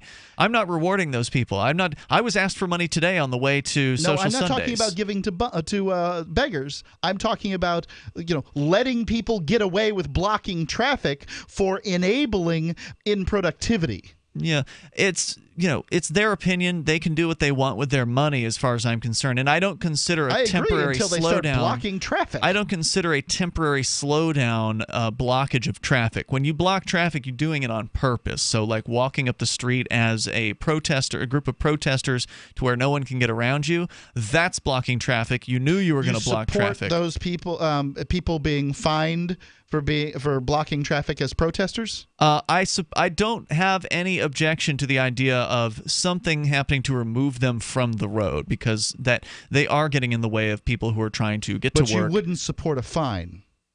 Well, I don't generally agree with paying fines to government. I know, that's the point I'm trying to make here is that you don't support fines. Yeah, this I don't pay fines to government. Road, and no, it's not.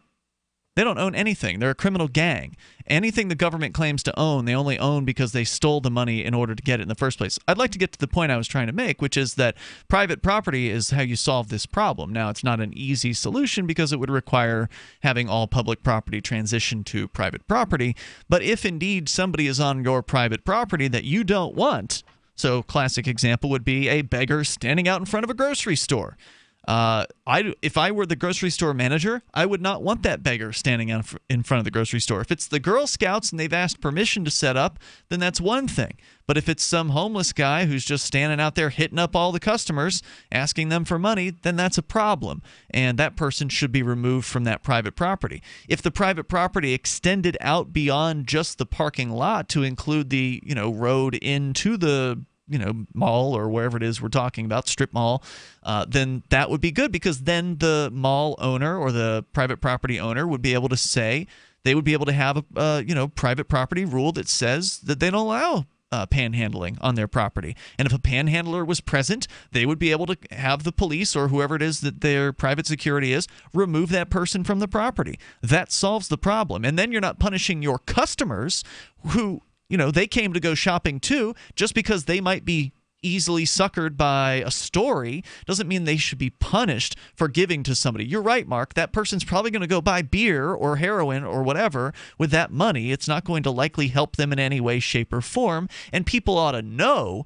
that about the individuals that they're giving to. Even but if they shouldn't use be the punished money for that. as best they possibly can, the problem is pardon me. The problem is that they're only out there in good weather. My experience, okay, right? They're out there when the sun's shining, so they're fair weather beggars, right? Yeah.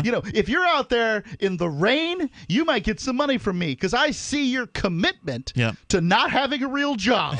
right? All But right. they're out there in the sunlight. It's nice out. I mean, this is New England in the summertime. It's September in New England. It's pretty nice out there. The guy that I saw today coming in, who I maintained eye contact the whole way as I came to a stop, just to let him know you're not getting anything from me, and I think that your behavior is reprehensible. That guy, yeah, I mean, of course he's not going to be out there in January. Probably not. He's going to be on something headed down south. He's going to be working the people in South Send him Florida. to Albuquerque. Yeah, he's going to be going to New Mexico because it's nicer there.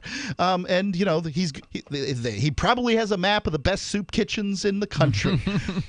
No, look, there are jobs. People they have signs out right now offering $10-12 an hour for people to work. And if all the property was private, they'd have to go somewhere and get work because they wouldn't be allowed to panhandle unless some private property owner actually wanted them to. And your typical, grocery store or strip mall or mall owner, they're not going to want to have panhandlers on their private property. They're not going to want that. No, they do not want that. They do not allow that. But I've had panhandlers come into businesses while I've been in there and hit me up. Yeah, and I've actually had it happen on the way out of. I remember in Florida, I was leaving a Publix once, and some guy hit me up. I turned around and went back in, and I let the manager know he had a panhandler outside. By the way, the Publix corporate headquarters is in Polk County, Florida. Is that right? Yes. How about that? I didn't know that. The toll-free number here is 855-450-FREE like freedom. Publix, one of the few things that I actually do miss about Florida. You said it just like a native too, Johnny Ray. Polk County. Polk County. Polk County. More coming up. Free Talk Live. If you're an unincorporated business owner, it's too late for you. That is, if you've already been sued and lost your home, your car, and your personal life savings. But if you haven't been sued yet, there is still time to incorporate and protect your personal assets. And the first step is just a phone call away, because Incorporate.com is now giving away a free incorporation toolkit to all business owners, including exclusive information on how to start and grow your business. For your free incorporation toolkit, call now 1-800-940-9829. Incorporation is the shield that protects your personal assets. Without it, you could lose everything. That's why at Incorporate.com, they just make incorporating or forming an LLC quick and easy. They don't provide legal or financial advice. If someone sues tomorrow, will you lose everything? Don't wait until it's too late. Call now for your free incorporation toolkit. Hurry, they're still giving them away for free at 1-800-940-9829. Call 1-800-940-9829. That's 1-800-940-9829. Attention business owners and independent contractors. This is a money-saving message from Tax Mediation Services. If your business owes $20,000 or more in taxes,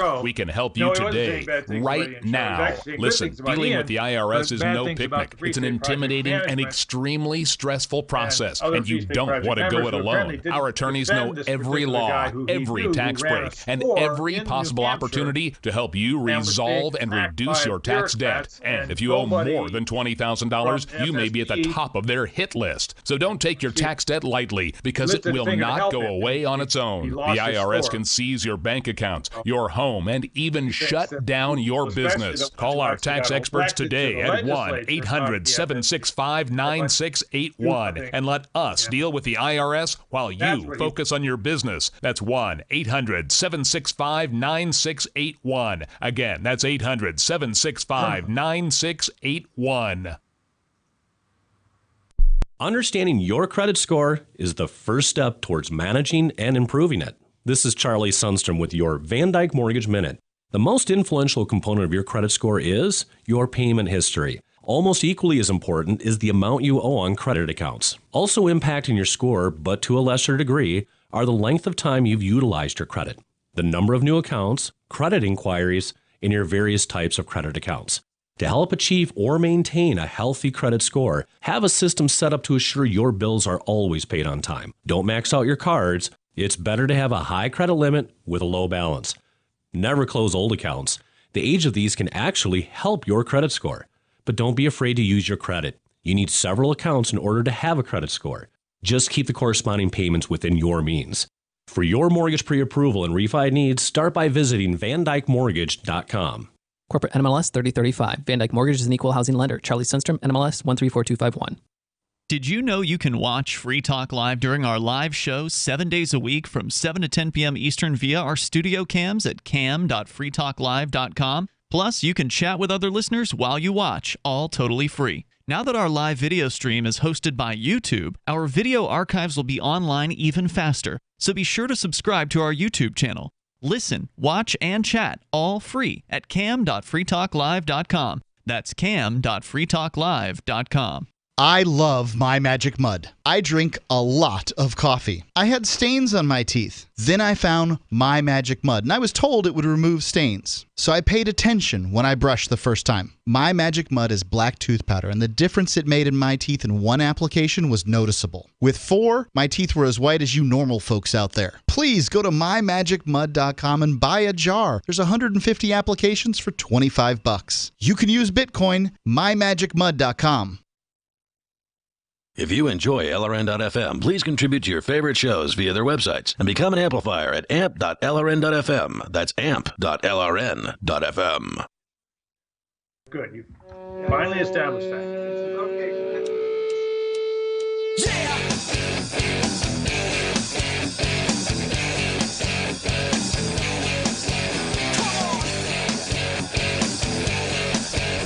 Free Talk Live Sunday edition of the program. You dial toll free to bring up what you want. Our number here is 855-450 free like freedom, 855-450-3733, and Skype in to join us there at Skype username LRN.FM, whether you want to talk about homeless people or other, storm-related news, which we've been discussing because homeless people have been cracked down on in Miami, being forced into not homeless shelters, but forced into the hurricane shelters or forced into a forced psychiatric evaluation. That's sort of what generated all this discussion, which led us to talking about panhandlers and more. Your calls and thoughts are welcome. With you in the studio tonight, you've got Ian here. Johnny right here. And Mark. And don't forget to check us out online over at freetalklive.com. We've got archives that go back for more than a decade at this point, and it's all completely free. You can download as much or as little as you like when you want from whatever time frame you want over at freetalklive.com. And again, it's completely free, unlike those other talk show hosts that want to charge you for access to their website. So enjoy over at freetalklive.com. Let's go to your phone calls and thoughts. We have Paul on the line with us, calling from, I'm not sure where. Paul, you're on Free Talk Live. Hi, Ian. Yes, I'm calling from wonderful, sunny Arizona. Yeah, hey, Paul. Where it's cooling off in September. It's only got to 103 degrees today. Damn. It was 73 today here in beautiful Keene, New Hampshire. You can save money on frying eggs, though. All right, so what were you calling about tonight? Anyway, I noticed for the last couple of days, people have been calling you, telling tales about Mark Stevens. So I thought I'd clear up this issue that. Okay, so for listeners that may not be familiar, last night somebody called in with allegations about Mark Stevens, who I like personally. I consider him a friend. He's a host of his own show, The No State Project, which is you can listen to that over at lrn.fm on Saturday afternoons from 4 to 7 Eastern Time. And the claim was that Mark said something bad about Free Talk Live, or then somebody else said it wasn't bad about Free Talk Live, it was about the Free State Project. And so there was all these people who were trying to recollect what happened, and nobody really seemed to be too clear on exactly what it was. And I really wasn't sure why it mattered, but people seemed to think that it mattered. So go ahead. Well, I just thought I'd clear this up just for the record. All right. Anyway, no, he has no problem with your show or you. In fact, he has nothing but high praise for you being an activist who walks your talk. The problem he has is with certain members of the Free State Project, especially those who have gotten themselves elected to the legislature. His ire seems to stem from an incident that happened to a friend of his who used to run something called the Twin Mountain Country Store, who Mark claims was hounded out of business by bureaucrats. And according to Mark's observation, no FSP person came to his aid, and he's annoyed about that. Yeah, I'm pretty familiar with that situation. You're referring to the guy that ran the old Twin Mountain Country Store. It's a gas station, or was. I mean, it still looks like a gas station, but it's closed right now. He's out of business, and it was noteworthy for a while because not only did they accept Bitcoin, so you can actually fill up your gas tank and pay with Bitcoin, or get whatever from the store, the convenience store, and pay with Bitcoin. So that was cool on its own, but it was also noteworthy because when you went into the store, everywhere you looked, like the walls were just plastered with freedom propaganda, all kinds of information about liberty and personal freedom and rights and, anti-government stuff. Can't help but like that. So it was a real shrine to liberty, in addition to being like this Bitcoin a gas station, gas station, which was cool. Unfortunately, what happened up there, from my understanding, and I know the owner, his name's Bill. He actually was one of the locations for a Bitcoin vending machine as well. So that was one of the 4 or 5 different Bitcoin vending machines that was in operation here in New Hampshire within the last couple of years. But like you said, he closed down, and that's because the state was coming at him big time with all kinds of administrative fines and fees and restrictions and investigations, and they really did come at him. As they are wont to do. The thing is, unfortunately, Bill made the mistake of moving to the North Country, which it's kind of hard to just run a business there in general. Like even if you weren't being targeted by the state, as he was, but even if you weren't being targeted by the state, it would be difficult to make a business a success in the North Country. It's just a economically depressed place. There's not a whole lot of people living there.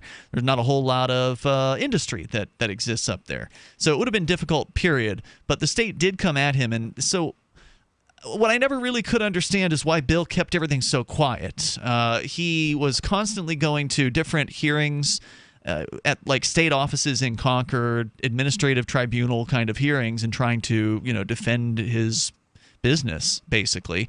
And I never heard about these things until well after the fact. He did inform some of us of what was going on, but it was toward the very end of this whole process. And right before he went out of business, I remember I told him something like, "Hey, Bill, next time you got one of these hearings in Concord, do us a favor and, let some of us know. So, let me know. I like to go to these things and record when somebody's standing up for their freedoms.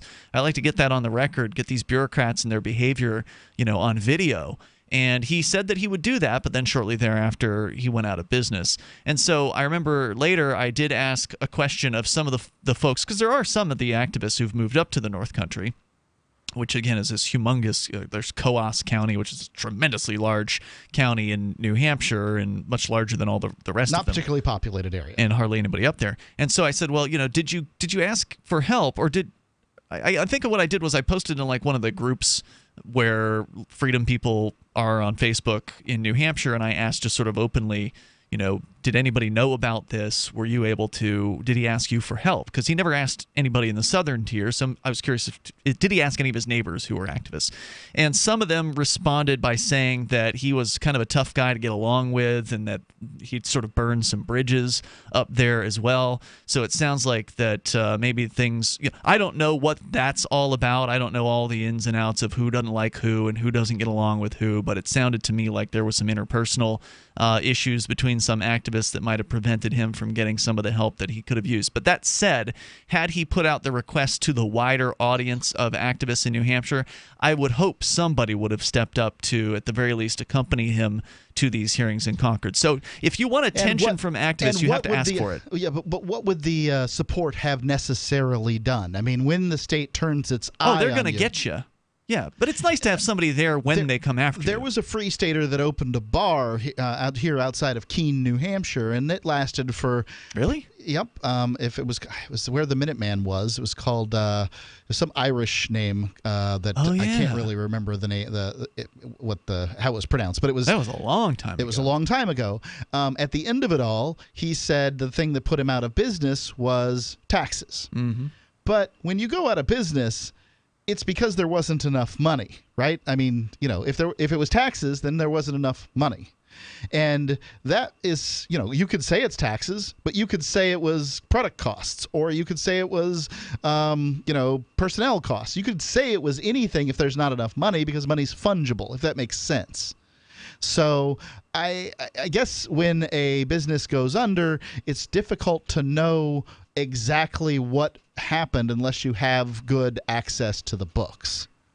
Does that make sense? Well, what Mark was complaining about was the fact that the FSB makes a big point of saying, hey, we got more than a dozen people who are in the legislature, standing up for the right thing and being a bulwark against this sort of thing.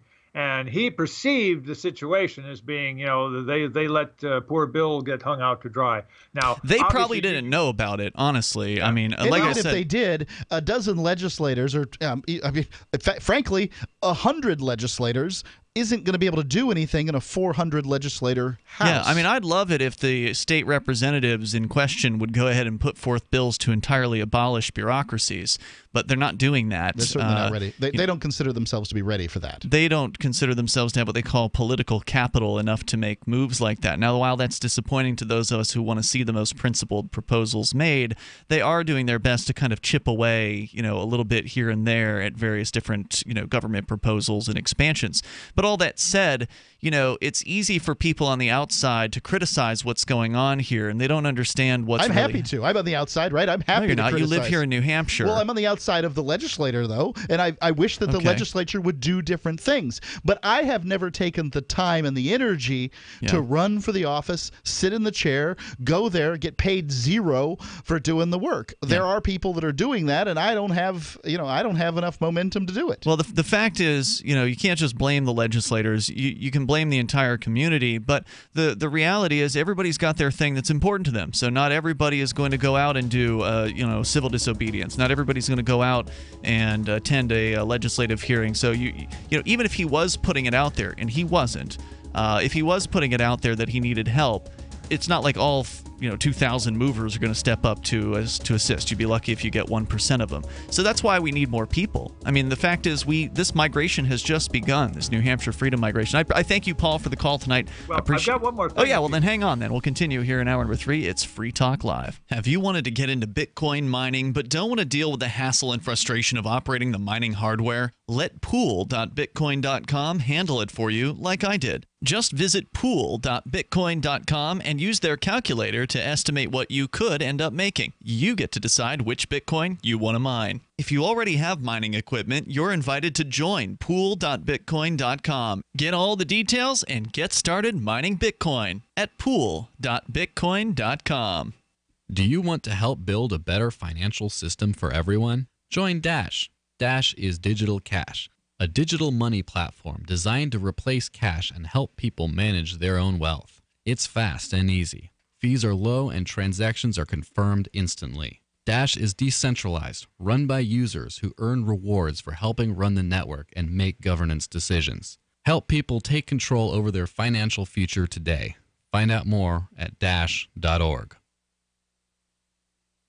Ross Ulbricht was convicted in early 2015 of running the infamous Silk Road underground market. The Silk Road was a gift to humanity and helped reduce the harms brought on by drug prohibition. For this good deed, Ross has been sentenced to life in prison with no possibility of parole. Now, an appeal is Ross's only chance, and he needs your support. Please visit freeross.org, where you can contribute via various methods, including Bitcoin. Visit freeross.org. That's freeross.org. For years, LRN.FM has had a listen line that you can call and listen to LRN.FM anytime. Now we're taking the idea to a new level with the LRN.FM audio on-demand line. You can call 641-793-9660 anytime and listen to LRN.FM's live feed, and you can listen to a bunch of our original shows on demand. Long-distance fees may apply. Just dial 641-793-9660 and choose from the menu. 641-793-9660.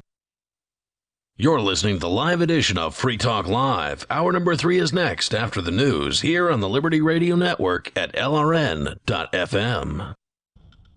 From Keene in the Shire, the Liberty Media capital of the world, this is Daryl W. Perry, host of FPP Radio News for Sunday, September 10th, 2017. Silver is trading at $17.97 per ounce. Gold is valued at $1,347 per ounce. Bitcoin is trading at 4.2 cents, and the average price of Bitcoin is $4,172.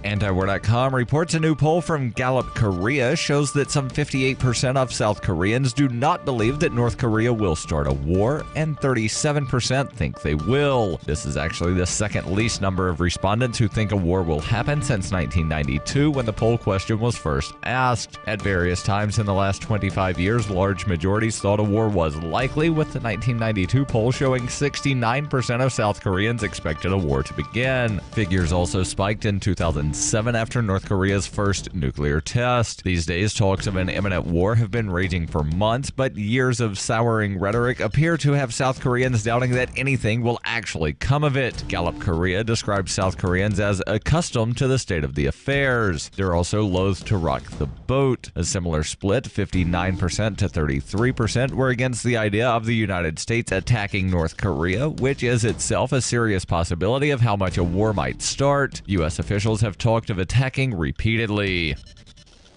For over 40 years, Roberts & Roberts Brokerage has been a trusted source for buying and selling precious metals. Gold, silver, platinum, and palladium. They don't feed the banks. They're Bitcoin preferred and have removed the minimum purchase amount for all orders paid in the digital currency. Call Roberts & Roberts Brokerage today for knowledgeable advice on buying and selling precious metals and a forward-thinking approach to new technologies. 800-874-9760 or visit online at rrbi.co.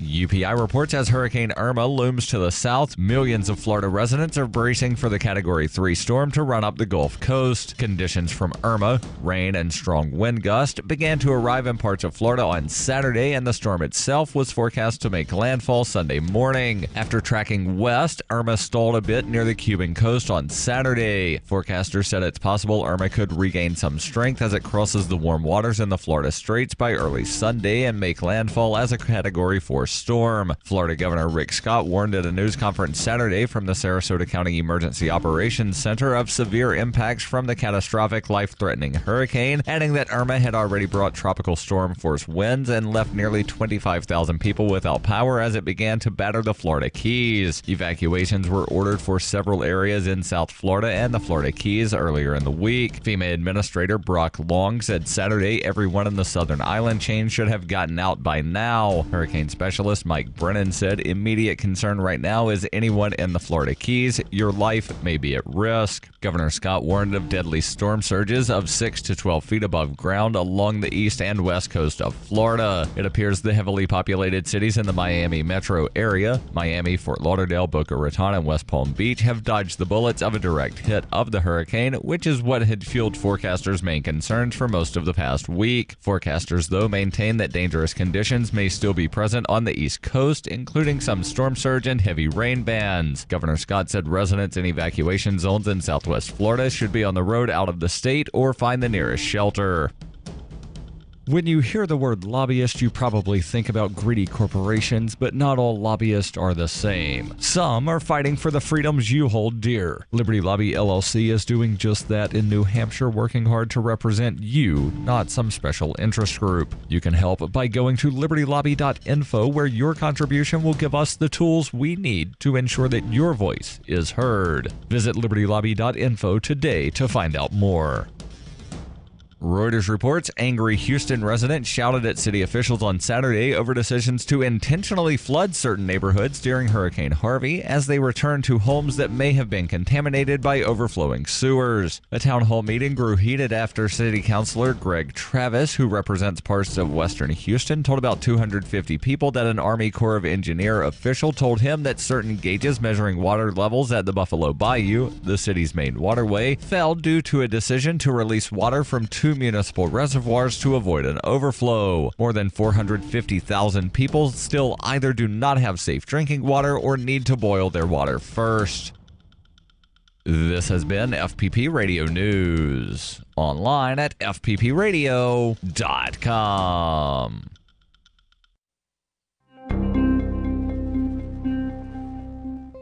Shortly after Seattle area consulting firm Brink and Tiller received a resume from Corey Wilhelm, a college graduate with a Bachelor's of Arts degree in Communications, Human Resources Director Robert Bradshaw immediately fast-tracked Wilhelm's application and spoke with The Onion about this exceptional candidate. Well, the second I saw Corey's resume, I knew I had to send it straight up to our CEO. I mean, we're talking about an applicant who not only got into the University of Washington School of Communication, but also managed to graduate in 4 years with a Bachelor of Arts. This kid's only 22, but according to his resume, he already has experience in Word, Excel, and PowerPoint.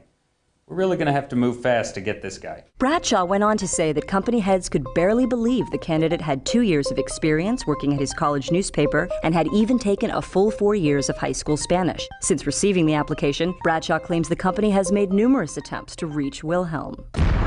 This is the Onion News Network.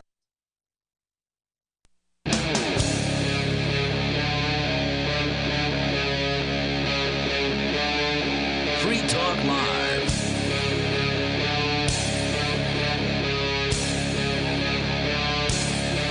It's Free Talk Live, launching into the third hour of the program. You can bring up anything you want. Our number is 855-450, free like freedom. That's 855-450-3733. With you in the studio tonight, it's Ian, Jonny Ray, and Mark. As we continue, your calls and thoughts are welcome here. Still to come tonight, we didn't get yet to either the... We still have to, yet to talk about this Equifax hack that could be affecting you. 143 million. We probably should do that at some point. Consumers have been affected. Well, you know, we just do what we can here on Free Talk Live. And that means we take your phone calls and thoughts above everything else. So you're welcome to call in and bring up anything that you want. Also, Jonny Ray had a story about a hate monger who's hanging up his hate hat. We can tell you that story if we get the chance as well. But Paul is on the line in Arizona, and he had called in tonight about a couple different things. One of them was one talk show host's perceived frustration with the Free State Project, in his belief, leaving one of their own high and dry, out, hanging in the wind, so to speak, as the government in New Hampshire targeted the man who owned the Twin Mountain Country Store, the Bitcoin-accepting gas station in the North Country, for various different employment and revenue-related violations, as I understand it, without having anybody come to his assistance. And as I had explained, I am familiar with that situation because I know Bill, the owner there. We have a group of the people that run Bitcoin vending machines here in New Hampshire, and he was one of five people who was involved in that group. And so, we were a little more intimately familiar with what had been happening to him. And the fact is, he just didn't publicize that situation. I know you had something else you wanted to talk about, Paul, but I just wanted to add to that discussion. Unfortunately, one of the failures in this liberty movement in general, not just in New Hampshire, but in general, is the lack of media. We don't have a whole lot of people in libertarian media, period. And in New Hampshire, we've got a decent amount. Like here in Keene, there's a few different shows, but we're actually down a little bit, right? Like Conan, who is a former co-host on Free Talk Live, he used to have his own TV show. He quit doing that this year because he's burned out. There were some other shows that had been produced in this area that are no longer produced. I could go down the list of them. There were some shows in Manchester that were produced. They are no longer produced. There were some shows out on the Seacoast. Actually, no, Derek moved to the Seacoast after I guess he was doing his show from the Seacoast for a time, but then quit doing it. So we're down a little bit as far as the media is concerned. The amount of blogs that exist in New Hampshire are very, very small as far as freedom-oriented blogs. Free Keene's been around for more than a decade, and we've got thousands of posts there, but no other blog has ever risen to that level of prominence that freekeene.com has. They tried Free Manch for a while, and they failed with that, and they tried it again, and they failed with that again, and they tried it again, and they failed a third time, and now that website doesn't exist anymore. Free Grafton also doesn't exist anymore. There is a website called Shire Liberty News that does have some fresh content as of 2017, so I'm glad to see that there's at least something else out there besides Free Keene. They also have the Free Coast website as well, which does post some things from time to time, but it's more on that site, it's more like promotional, here's why the Free Coast is so great kind of posts, rather than like news about what's happening and interesting activist related news.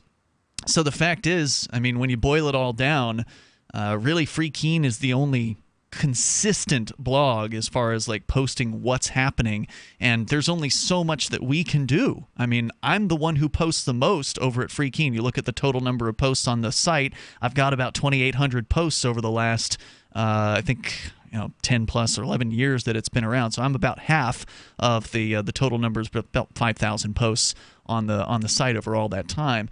And I can only cover so much. I've got a laundry list of topics that I want to blog about that I just don't have time. I haven't been able to put the time into doing. And I'm blogging once or twice or 3 times a week, typically, over at Free Keene. But sometimes it'll be a week before I get to a blog. So I wish we had more people to cover the situations that are going on here. Unfortunately, the last time I asked somebody in the North Country, which is where this was going on with this gas station owner that was under attack, last time I talked to somebody who was up there, there aren't that many activists there, but I did talk to some guy. I said, hey, I'd love to have somebody from the North Country blogging at Free Keene, because Free Keene was originally started to cover the Keene area, the southwestern area of New Hampshire, but it ended up just sort of being the whole of New Hampshire because nobody else was willing to start a blog anywhere else.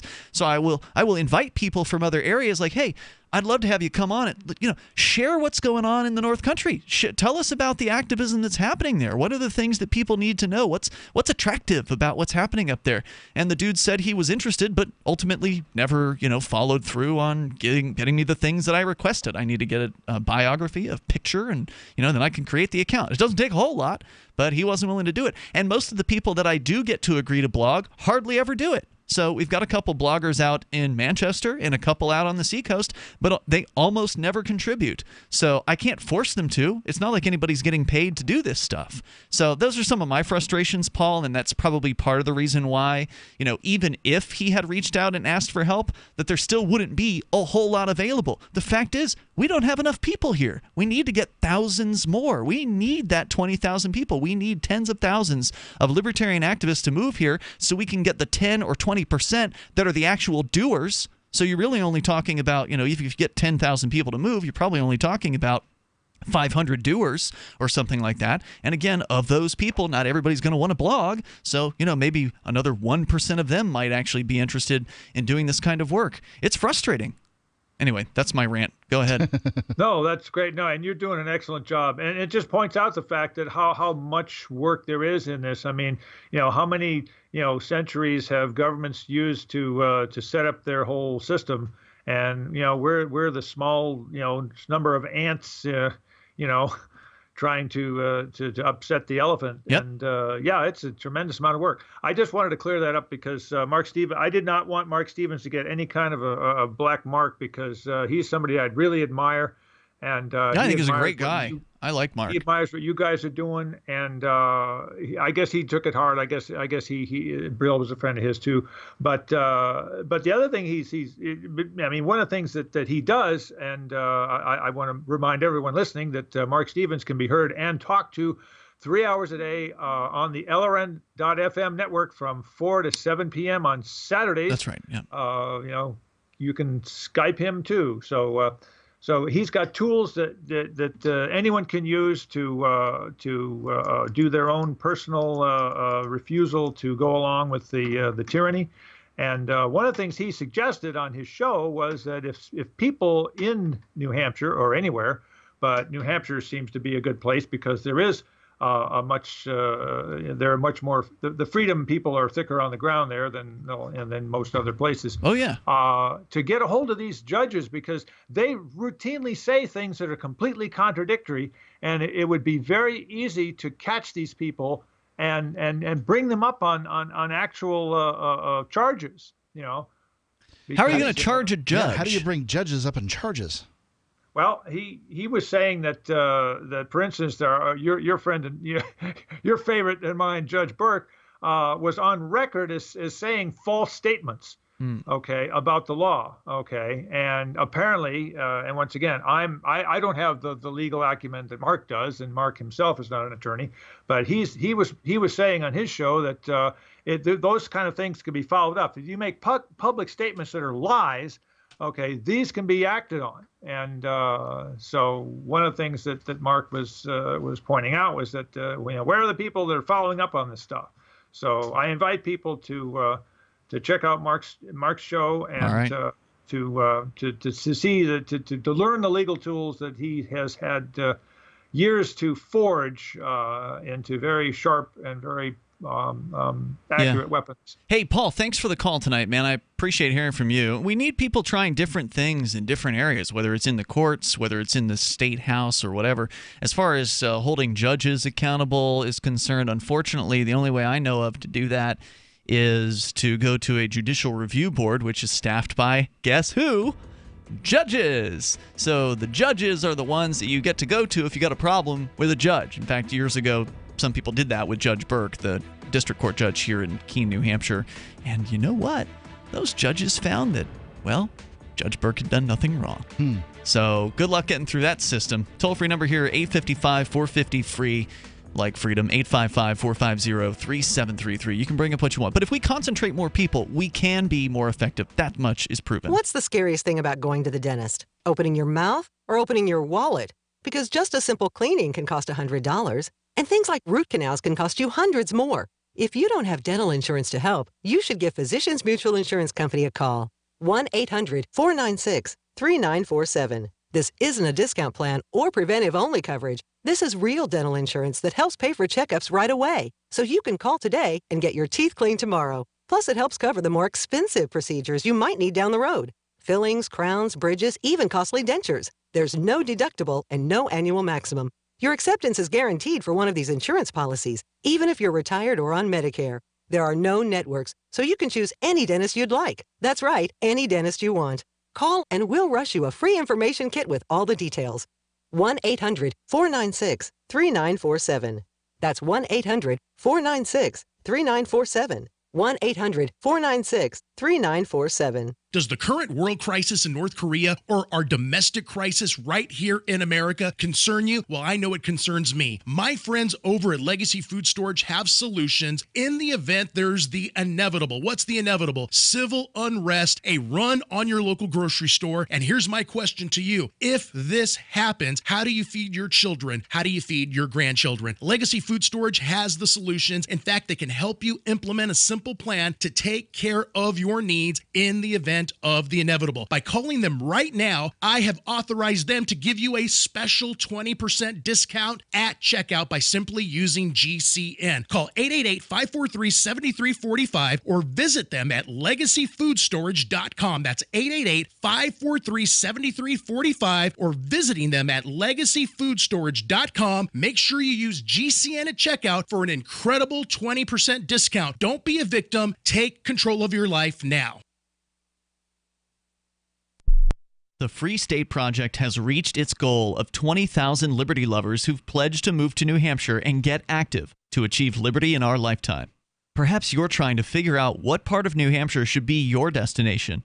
If so, consider Keene. You'll find more than 150 reasons to move to Keene at move.freekeene.com. Keene is famous for its historic, publicity-generating activism, as well as being the liberty media capital of the world. It's home to freekeene.com, New Hampshire's destination for liberty activism, news, and opinion. For years, we've been compiling over 150 reasons to move to Keene at move.freekeene.com, where you'll learn about some of what's happening here and what makes Keene a great place to live. If you love liberty, you'll probably enjoy anywhere you end up in the Shire. But do your due diligence first. Please visit move.freekeene.com for the full list of over 150 reasons to move to Keene. That's move.freekeene.com. The three most important things you can do for Free Talk Live are: 1, share one episode a week on Facebook or in some other social networking site. 2, buy the things you buy online through shop.freetalklive.com. 3, give $5 a month to the AMP program. You likely buy all kinds of things online. Amazon is the largest online retailer. You can get what you need at the same prices with free Super Saver shipping by going to shop.freetalklive.com. Please do your online shopping at shop.freetalklive.com.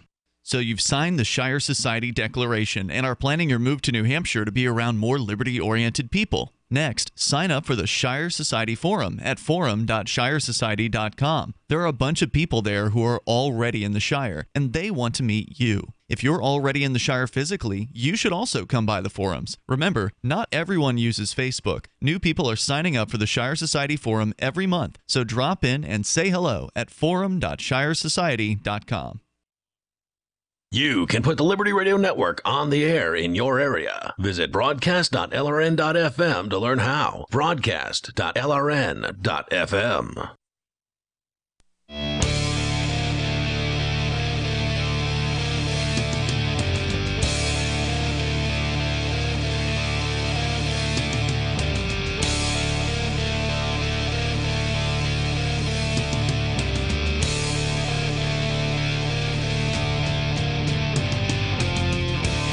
It is Free Talk Live, and you can join us on the radio here. Our toll-free number is 855-450-FREE. Live Sunday edition of the show with you in studio here. You've got Ian, Johnny Ray, and Mark. And also, I want to let you know about Dash. It's digital cash. If you want to help build a better financial system for everyone, Join Dash over at dash.org. It's fast. It can be private if you want, as well as low fees. Transactions are quick and can even be confirmed instantly. You can pay anyone, anywhere in the world, anytime for just pennies on the dollar.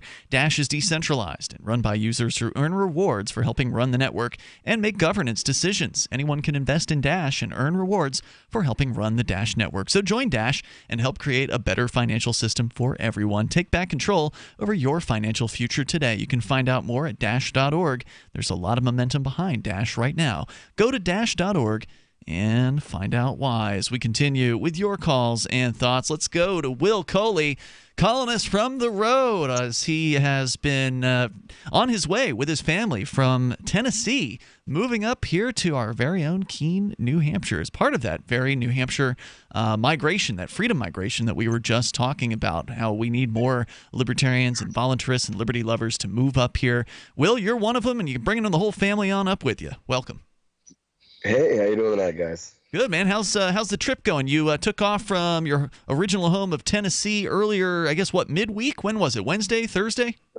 Thursday evening, we left the house, drove a little ways, stopped and got a hotel, and then drove on into Philadelphia. Didn't you end up in an emergency room on Thursday night? We stopped. When I hooked the trailer up, I noticed that the back tires on my van needed to be changed. They were starting to dry rot, and just from the looks of it, I was like, once these get warm, one of them's going to explode. Good time to take care of the car. Always a good time to, make sure the car is at tip-top shape before you hit the road. We had another guy over on the Shire forums who was informing us he was driving up from Arizona, and his engine ate itself at some point during the process. Not sure what that means, but all right. Yeah, it's not good. Anyway, go ahead. We took our vehicle to our mechanic, and he went over it with a fine-tooth comb, and there was a little bitty electrical issue that he fixed, and that was it. Nice. But he's not a tire. He doesn't do tires. Right. And when I noticed the tires, while the tires were being fixed, we went to get a bite to eat. And kids being kids, my 3-year-old was playing around, and he slipped and fell and hit his chin on a chair, and we ended up having to go get 3 stitches in his chin. Yep. And then we left the emergency room, and we're like, all right, we'll just drive as far as we can. That was an expensive stop. Tires and 3 stitches. Yeah.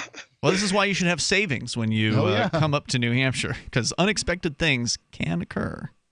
So we hit the road, and then we got up the next morning and drove to Philadelphia, and yesterday we did the In the Fed block party at Philadelphia. Sold some shirts. Did the Fed end? No. Damn it. Well, at least you sold some shirts. Right.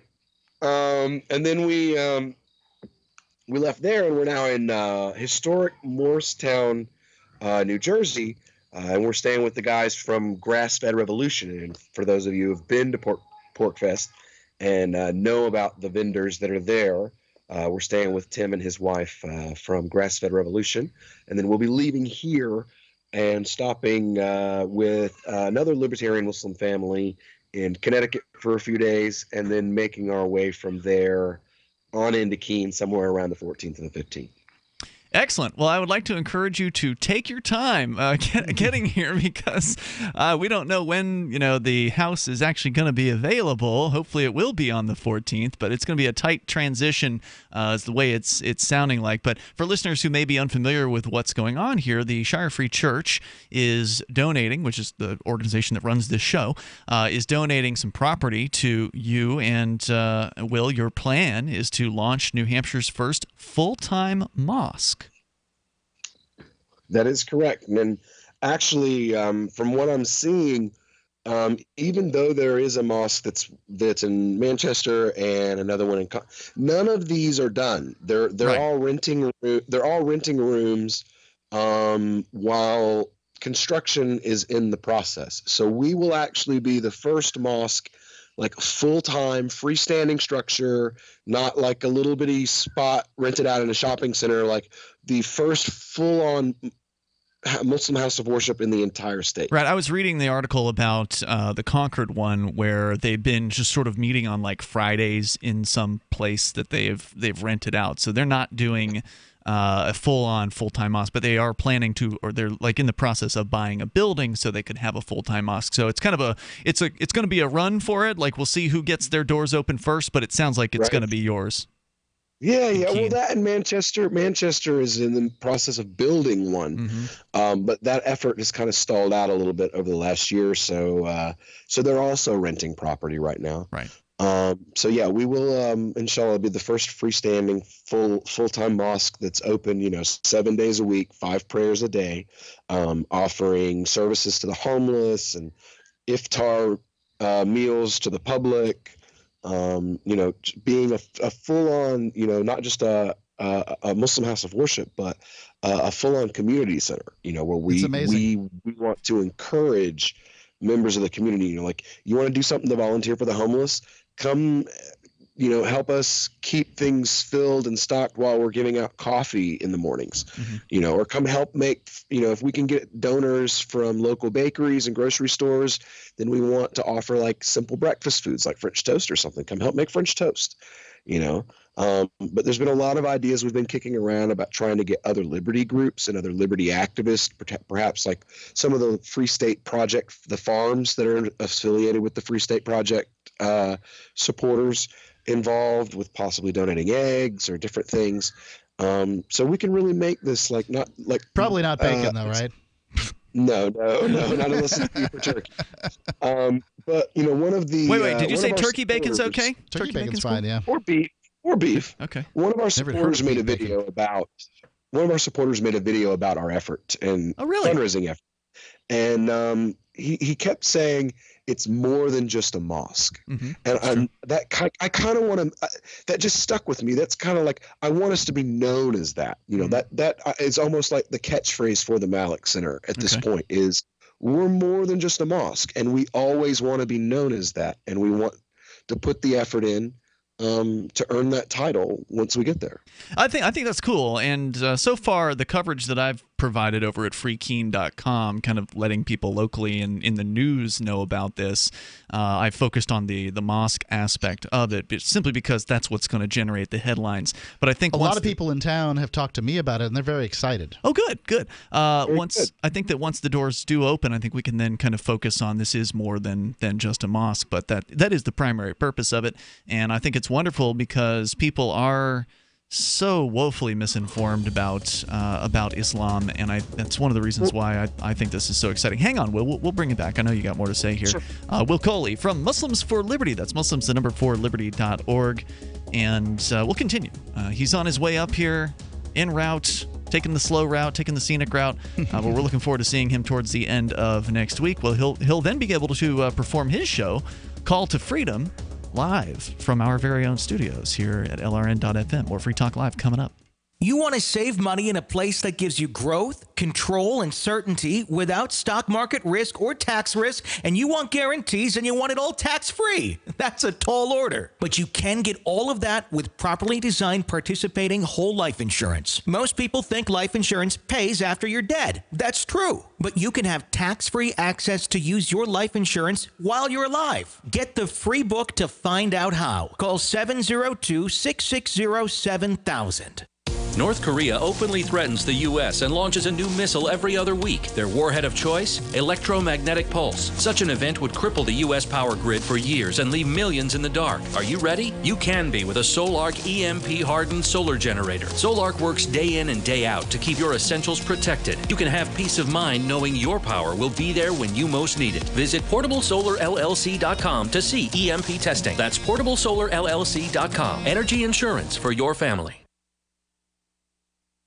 This is Michael Dean from the Freedom Fiends. I've run websites since 1996 and have used over a dozen web hosts in that time. AgristHosting.com is the only one that hasn't broken my heart. Agrist Hosting's uptime and service is stellar, and their DDoS mitigation is the best I've seen. That's important because if you tell the truth in this world, you'll ruffle feathers. And some people will try dirty tricks to silence your voice. No matter what the haters hit us with, Agrist Hosting keeps our websites online. If you have a mission-critical commercial presence or a world-changing activism site, You cannot tolerate any skullduggery. So go with agrishosting.com. Have a WordPress or blog site, but you're not satisfied with performance or uptime? Or just want raw hosting? Want to pay with Bitcoin? Agris Hosting specializes in high-performance hosting with personalized service. Go to agrishosting.com and click on the button that says Get Hosted. That's agrishosting.com. The new 4th edition of Healing Our World, The Compassion of Libertarianism, will take your understanding of liberty to a deeper level and has over 1,300 updated references, new cartoons, and a foreword by Dr. Ron Paul. With discounts for multiple book purchases, the 4th edition of Healing Our World is a great gift for the liberals, pragmatists, environmentalists, and Christians in your life who think libertarianism is cold-hearted. Get yours today at healing.freetalklive.com and use promo code FTL for a $5 discount. If you want to know the latest about Free Talk Live before we go on the air, all you need to decide is how you want it delivered. It's your choice. Visit news.freetalklive.com. You can get emailed announcements and participate in contests via our email updates list. Plus, we have a Twitter account that you can follow and a Facebook page where you can become a fan. So visit news.freetalklive.com to get news about Free Talk Live as soon as it's announced and the way you want it delivered at news.freetalklive.com. That's news.freetalklive.com. Is spreading the message of liberty, cryptocurrency, and peace around the globe worth $2 per month to you? As you may already know, in addition to our internet feed, LRN.FM broadcasts on free-to-air satellite across North and Central America, as well as Sub-Saharan Africa. And we've been available on satellite for free 24/7 since 2010. The LRN.FM free-to-air satellite signal is reaching some of the most oppressive regimes in the world, and there's no doubt our ideas are making an impact. You can learn more about the channel's impact by watching the 3-minute video at fund.lrn.fm. If you'd like to help free minds globally with our ideas of liberty, cryptocurrency, and peace, you can donate as little as $2 per month via fund.lrn.fm. You can help us continue and expand our satellite broadcast to multiple continents. Visit fund.lrn.fm today, and thank you for your help. Don't forget to share the link on social media. That's fund.lrn.fm. You can connect with the Liberty Radio Network via our Facebook page at facebook.lrn.fm. That's facebook.lrn.fm.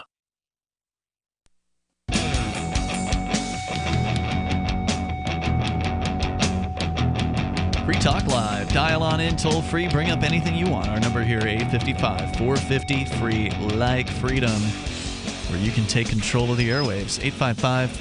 855-450-3733. Joining you tonight, it's Ian, Johnny Ray, and Mark. And also, do want to let you know about. Well, actually, Mark, I want to have you give us an update on the fundraiser over at hope.freetalklive.com. What's going on there? What is it? Well, the fundraiser is a fundraiser to raise about $30,000 to build a orphanage in Genji, Uganda, and currently they're putting up the top portion of the roof. It's like beams that go around the side, except it's made of concrete, and then they will sit the roof on top of that. They actually had a slowdown in the last couple of days. Apparently one of the orphans became very ill with some kind of liver spleen problem. I'm not entirely sure. And the manager of the orphanage had to run off and take care of that. They'll get started again, maybe tomorrow, maybe the day after. But I'm hoping to get it. I'm hoping to have some real progress as far as pictures go, and by the end of the week. And if you'd like to help us finish the goal out, we're looking for. Well, I've got to raise a couple $100 more right now to be ready for the next phase that we're paying for, and then after that, it'll be the final phase, hopefully. And the number, so a couple $100, go to hope.freetalklive.com. And matching contributions. You'll be matched by double matching. Yeah, double matched by both sell411.com and jax.io. Get sell411.com and jax.io. Speaking of contributions, Will Coley is on the line here. He's moving up right now on traveling on up to New Hampshire from his original home in Tennessee with his family in tow and trailer, and they're moving all their stuff up here to Keene, New Hampshire as part of the New Hampshire Freedom Migration getting ready to launch New Hampshire's very first ever, I guess, full-time mosque. And you had a fundraiser that was going. It got a little last-minute extension. Is that finally over, Will? How'd it go? Yes. Yeah, it's over. We raised about $5,000 through it, and almost halfway, right? Like you wanted 11 or so, right? Yeah.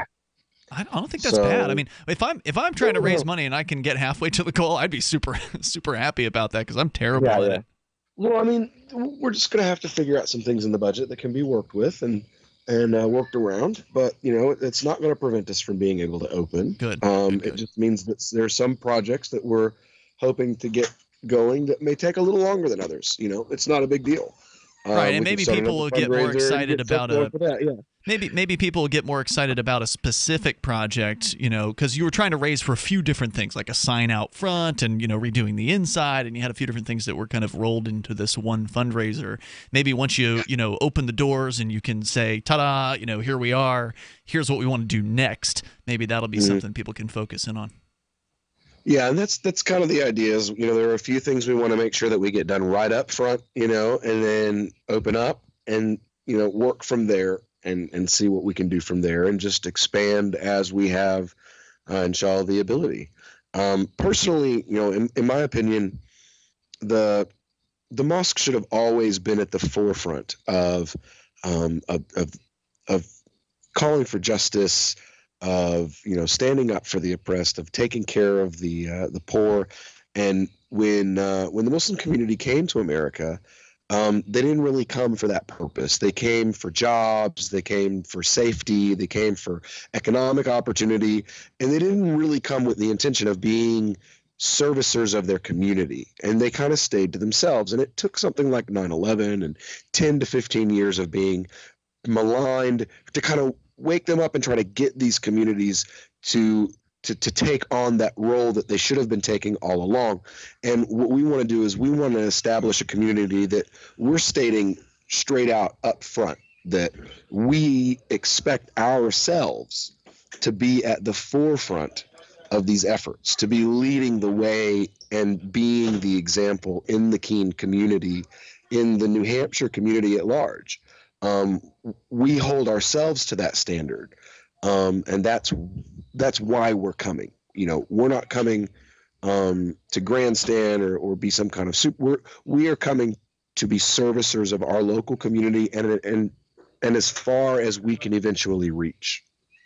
It's beautiful. I'm so glad that we have the opportunity to help you in this journey as the Shire Free Church, and I'm excited to welcome you here to New Hampshire when you arrive a little bit later this week. Keep us informed, will you? Maybe check in throughout the week as your journey gets you closer and closer to your destination.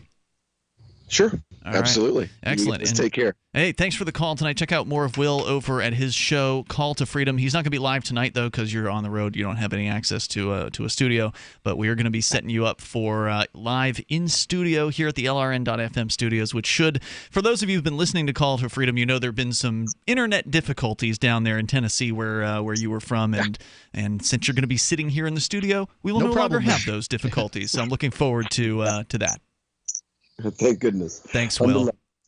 You guys have a good night. Yep. Assalamu alaikum. More coming up here with your calls and thoughts. Our toll-free number, 855-450-FREE, like freedom. Let's go to Zach. He's in Ithaca, New York. You're on Free Talk Live. Hello, Zach. Hello. I was wondering if you guys were familiar with a woman named Joy Vela, who is a celebrity Scientologist. No. Well, she showed up to the Grammys last year in a probably $20,000 Donald Trump dress, and she was just recently named to the Presidential Advisory Council. And on top of that, Scientology has been put on the FEMA website on the list of approved places to donate money to. Are you familiar with this? No. So going back to the inauguration, there are two billionaire Scientologists, Trish and Bob Duggan, who were photographed with Newt Gingrich and Kellyanne Conway at the inauguration. So the question began, what is Donald Trump's relationship with Scientology? What is his move going to be in light of all the exposure they've had from the HBO documentary and Leah Remini's show? So I was wondering, she has been making the rounds. She was on Alex Jones. She went on the Gavin McInnes show. She went on Hannity. And I am deeply suspicious of Scientology. Yep. And this most recent revelation about her being appointed to the Presidential Advisory Committee, along with the approval of them as a place to donate money to, has set off some major red flags for me, if that makes any sense. So is she an actress? What's her deal? She is a musician. She's a singer. Okay. And so she originally was a Bernie supporter, but then flipped her support to Trump and has been cruising on the pro-Trump wave. The thing is, though, she is an African-American woman, and she is an outspoken conservative. So on the surface, it's almost too good to pass up for right-wing media outlets to be like, she's an African-American pro-gun, pro-Trump woman. What's her name? I feel that there's Joy Villa.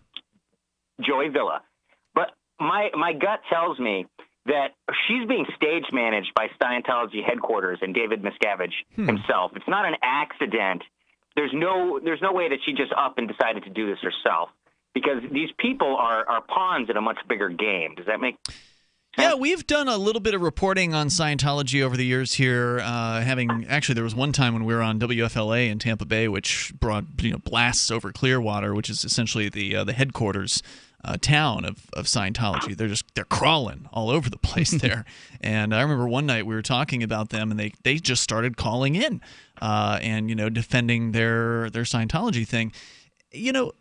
I believe in freedom of religion, and so these people should be free to have their Scientology, but man, does it scream scam, doesn't it? I mean, it's just, you got to pay money, as I understand it, in order to advance in their trainings or whatever. And so basically, if you're somebody like John Travolta, then yeah, you can afford to get all the way to the top levels of Scientology, but it's just money hand over fist going into this organization. So if you've got more to say, Zach, it sounds like you've done some research on it as well. You're welcome to stick with us here. We'll continue.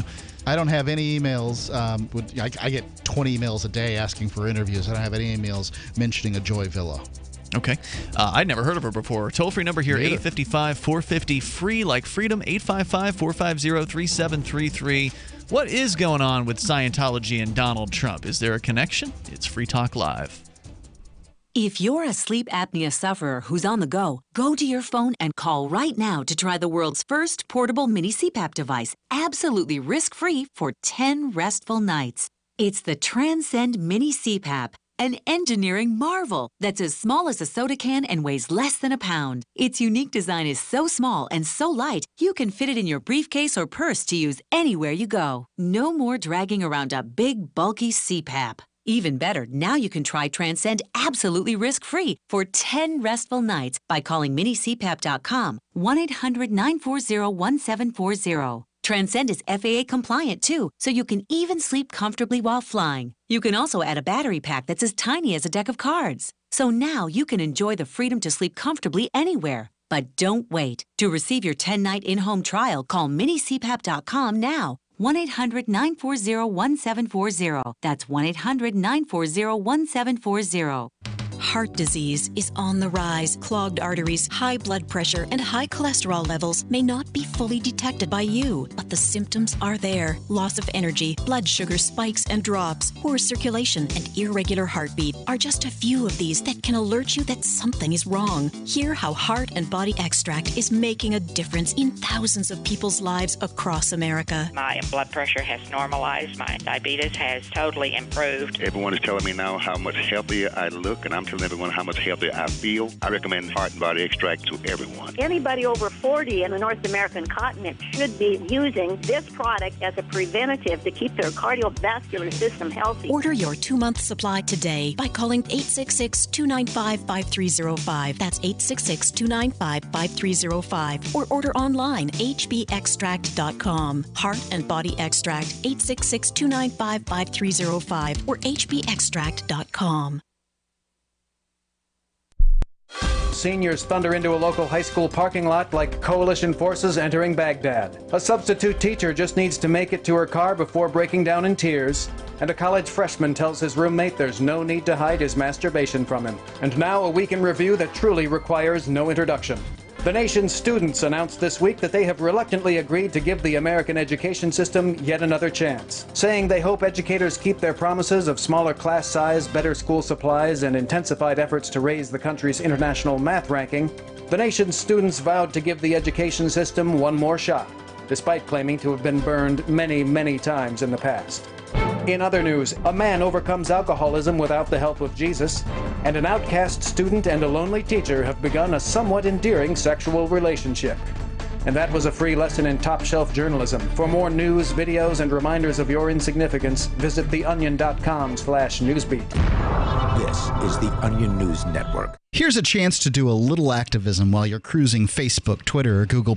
Between the LOL cats, the recipes, the hot girls, and the inspirational sunrise memes, Free Talk Live's posts pass by your newsfeed. Like them, comment. It gives us more exposure. If you don't see our posts, click like at facebook.freetalklive.com and then hover over it to click Get Notifications. It's an easy way to spread the ideas of liberty a bit further. I know you're busy, but you can spare that 1/10 of a calorie it takes to click on something. Facebook.freetalklive.com. Cell 411 is a free app for Android and iOS that replaces government-controlled 911. Cell 411 allows you to preset a group of friends or private organizations to show up at any emergency. Cell 411 is a nightmare for the state because it proves their so-called services aren't needed. Cell 411 has had thousands of installs, and of course it's covered by the BIPCOT no government license. Cell 411 because your friends won't shoot you when you're in trouble. Without the government, who would build the emergency services? You and Cell 411. Get it today at getcell411.com.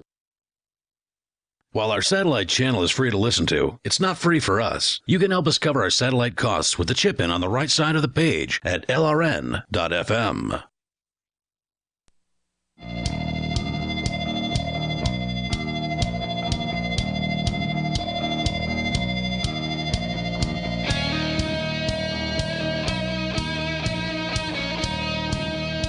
Free Talk Live.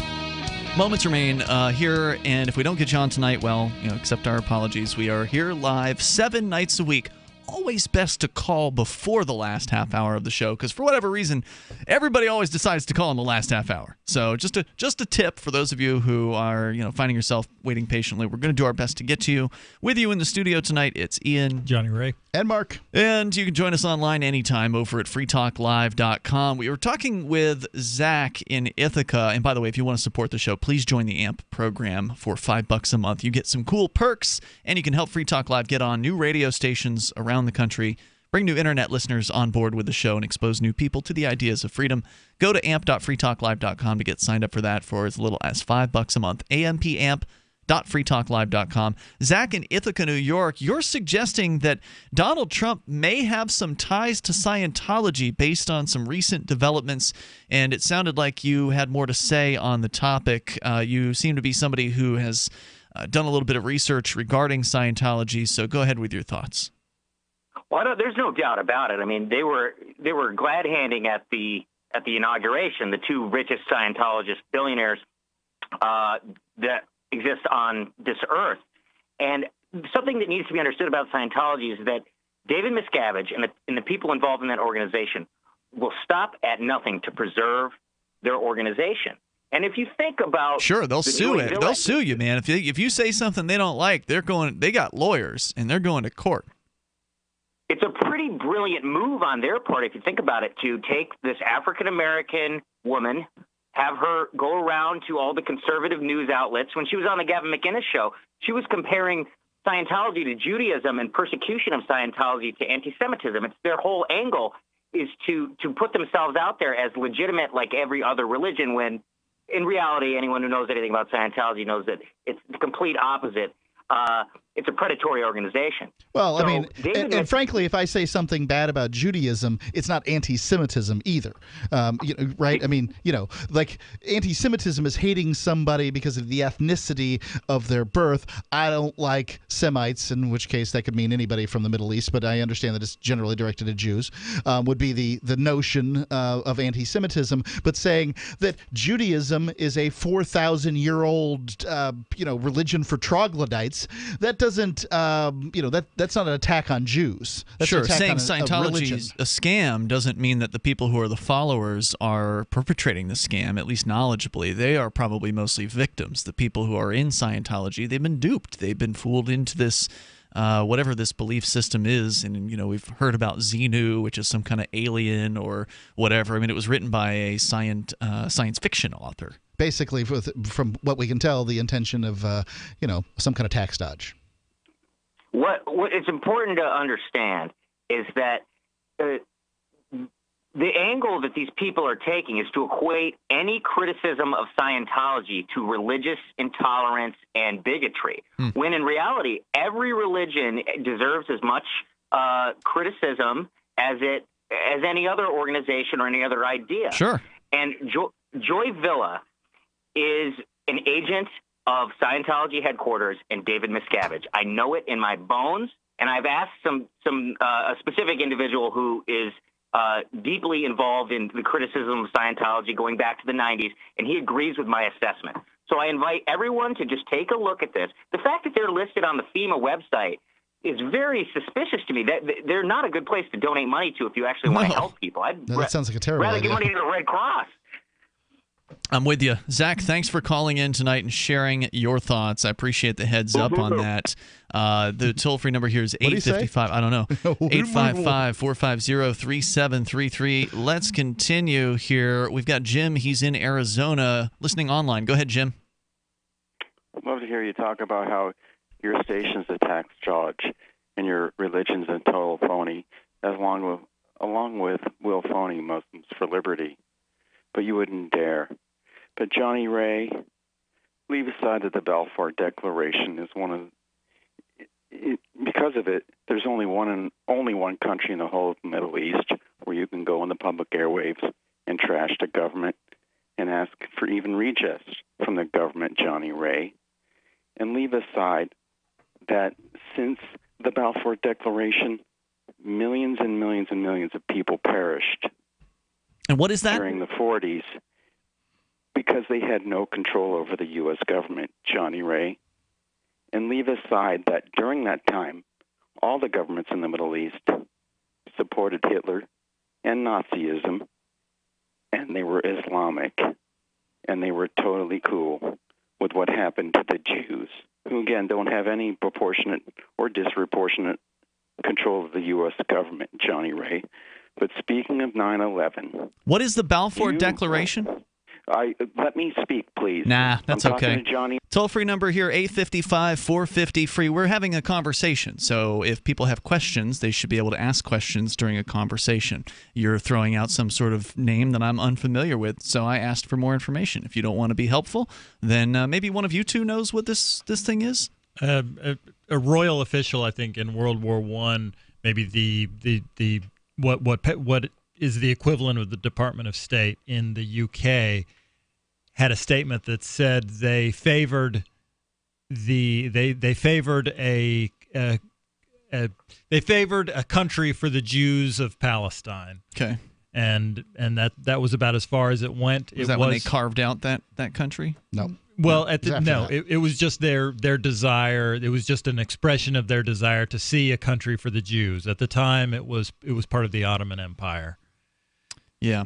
It sounded like he was attacking Islam there because some governments claim to be Islamic. And obviously there's a lot of people out there that claim to follow certain religions like Christianity or Islam, who many within those religions disagree. Like they don't have the same belief systems. There are different sects, divisions within Islam, just as there are within the Christian religion, and they don't all get along, unfortunately. But that's just what happens with religion and humans. They split. They have schisms. They don't necessarily agree on everything. Same thing with Buddhism, which some would say shouldn't even be considered a religion, and others kind of worship Buddha as though he is a god, which he specifically said that he wasn't and shouldn't be worshipped that way. But all the better reason. Yeah, you can't control what people do down the line. Let's go to Greg in New York. You're on Free Talk Live. Hello, Greg. Hey, I was going to talk about cryptocurrencies, but since you guys are on this topic, I guess I wanted to say one thing about it. Islam is a religion, but there are countries out there in the world where it's the official religion of the country, like in Saudi Arabia and in some other countries as well. But it varies. There are political parties in different countries that if they take control, in the parliamentary system, then they institute more Islamic. They Islamicize the country. Certainly, in some of the other smaller territories, like in Gaza, it's run by Hamas, or Hamas, as they pronounce it. They are definitely making the area more Islamic. And also in Bethlehem, where the Christians found it to be a holy site because of Jesus being born there, is now mostly Islamicized, and not many Christians live there anymore. So there definitely is this sort of use of government to impose religious, to make society more religious by force in one direction or another. Yes, but that is not necessarily a Islamic principle. That is, as I understand it. I mean, I've read some opinions. Obviously, everybody's got an opinion, but I've read Davi Barker's excellent book, which the name of which is actually escaping me at the moment. But Daryl W. Perry is the publisher of that over at fpp.cc, and what was it? Oh God, voluntary Islam. That's what it was called. And the theory there, or the allegations, were that the Orthodox Islam would reject the use of the state to spread their views. So yeah, of course, some people are going to try to use the state to force their views on others, but that may or may not be applicable as far as what the actual belief system is supposed to be. So my theory is that because Christianity was started by powerless people who were themselves persecuted, it emphasizes spreading the gospel through talking and through trying to convince people, and that's what they wrote down. Mm-hmm. And that was true of Islam as well. Well, Islam was started by an originally powerless prophet, Muhammad, mm-hmm. but then later he amassed a lot of power, and with Umar and other you could say not warlords, but people that controlled armies.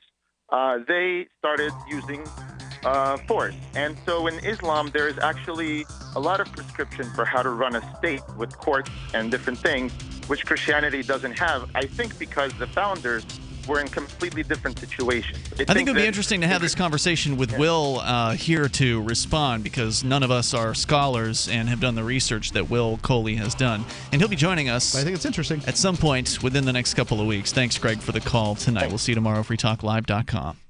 Since time began, tyrants have taken aim at personal liberties. Now there's a movie that aims back. The government has no more right to tell us what to put in our bodies than they have to take our guns or tell us what books we can read. 6 drug police were eaten by bears while raiding a marijuana farm. On your knees, you dirty hippie! Jesus. On your knees! What's the problem, officer? Today, many cops who enforce pot laws do so only because it provides them with cushy jobs, good benefits, and a chance to push people around. I was an undercover narcotics officer. The drug war is nothing but a farce. The Second Amendment says you got to keep you and your get intact. Guns and Weed, The Road to Freedom. A film by Michael W. Dean and Nima Vadadi. DVD available now at gunsandweed.com or on Amazon. That's gunsandweed.com. Makes the perfect gift. Remember, that's gunsandweed.com. We've all heard about blockchain assets like Dogecoin, Ether, and Ripple. Bitcoin isn't the only player in the blockchain game any longer. And for those of us wondering how to get our hands on these digital assets, finally, there's a solution. Shapeshift.io allows you to buy and sell between your digital assets and Bitcoin instantly between your own digital wallets. I've used it with ease. Shapeshift.io. There's no account or email address needed. You send them the crypto you want to sell. They send back the crypto you want to buy. It's that easy. Shapeshift.io. So you've heard all 3 hours of the latest episode of Free Talk Live, and you're still hungry for liberty-oriented audio content? Did you know that we have another 24/7 audio stream at LRN.FM? The Liberty Radio Network airs the latest episodes of some of the best liberty-oriented podcasts on the internet around the clock. In addition to recorded content, you'll also hear live shows like Free Talk Live, originating from our Keene, New Hampshire studio. So listen anytime at LRN.FM. That's LRN.FM. The latest episode of The Call to Freedom is next, after the news, on the Liberty Radio Network at LRN.FM. From Keene in the Shire, the Liberty Media capital of the world, this is Daryl W. Perry, host of FPP Radio News for Sunday, September 10th, 2017. Silver is trading at $17.97 per ounce. Gold is valued at $1,347 per ounce. Bitcoin is trading at 4.2 cents, and the average price of Bitcoin is $4,172. Antiwar.com reports a new poll from Gallup Korea shows that some 58% of South Koreans do not believe that North Korea will start a war, and 37% think they will. This is actually the second least number of respondents who think a war will happen since 1992, when the poll question was first asked. At various times in the last 25 years, large majorities thought a war was likely, with the 1992 poll showing 69% of South Koreans expected a war to begin. Figures also spiked in 2007 after North Korea's first nuclear test. These days, talks of an imminent war have been raging for months, but years of souring rhetoric appear to have South Koreans doubting that anything will actually come of it. Gallup Korea describes South Koreans as accustomed to the state of the affairs. They're also loath to rock the boat. A similar split, 59% to 33%, were against the idea of the United States attacking North Korea, which is itself a serious possibility of how much a war might start. U.S. officials have talked of attacking repeatedly. For over 40 years, Roberts & Roberts Brokerage has been a trusted source for buying and selling precious metals. Gold, silver, platinum, and palladium. They don't feed the banks. They're Bitcoin preferred and have removed the minimum purchase amount for all orders paid in the digital currency. Call Roberts & Roberts Brokerage today for knowledgeable advice on buying and selling precious metals and a forward-thinking approach to new technologies. 800-874-9760 or visit online at rrbi.co. UPI reports as Hurricane Irma looms to the south, millions of Florida residents are bracing for the Category 3 storm to run up the Gulf Coast. Conditions from Irma, rain and strong wind gust, began to arrive in parts of Florida on Saturday, and the storm itself was forecast to make landfall Sunday morning. After tracking west, Irma stalled a bit near the Cuban coast on Saturday. Forecasters said it's possible Irma could regain some strength as it crosses the warm waters in the Florida Straits by early Sunday and make landfall as a Category 4 storm. Florida Governor Rick Scott warned at a news conference Saturday from the Sarasota County Emergency Operations Center of severe impacts from the catastrophic, life-threatening hurricane, adding that Irma had already brought tropical storm force winds and left nearly 25,000 people without power as it began to batter the Florida Keys. Evacuations were ordered for several areas in South Florida and the Florida Keys earlier in the week. FEMA Administrator Brock Long said Saturday everyone in the southern island chain should have gotten out by now. Hurricane Specialist Mike Brennan said immediate concern right now is anyone in the Florida Keys. Your life may be at risk. Governor Scott warned of deadly storm surges of 6 to 12 feet above ground along the east and west coast of Florida. It appears the heavily populated cities in the Miami metro area, Miami, Fort Lauderdale, Boca Raton, and West Palm Beach, have dodged the bullets of a direct hit of the hurricane, which is what had fueled forecasters' main concerns for most of the past week. Forecasters, though, maintain that dangerous conditions may still be present on the East Coast, including some storm surge and heavy rain bands. Governor Scott said residents in evacuation zones in Southwest Florida should be on the road out of the state or find the nearest shelter. When you hear the word lobbyist, you probably think about greedy corporations, but not all lobbyists are the same. Some are fighting for the freedoms you hold dear. Liberty Lobby LLC is doing just that in New Hampshire, working hard to represent you, not some special interest group. You can help by going to libertylobby.info, where your contribution will give us the tools we need to ensure that your voice is heard. Visit libertylobby.info today to find out more. Reuters reports angry Houston residents shouted at city officials on Saturday over decisions to intentionally flood certain neighborhoods during Hurricane Harvey as they returned to homes that may have been contaminated by overflowing sewers. A town hall meeting grew heated after City Councilor Greg Travis, who represents parts of western Houston, told about 250 people that an Army Corps of Engineer official told him that certain gauges measuring water levels at the Buffalo Bayou, the city's main waterway, fell due to a decision to release water from two municipal reservoirs to avoid an overflow. More than 450,000 people still either do not have safe drinking water or need to boil their water first. This has been FPP Radio News. Online at fppradio.com.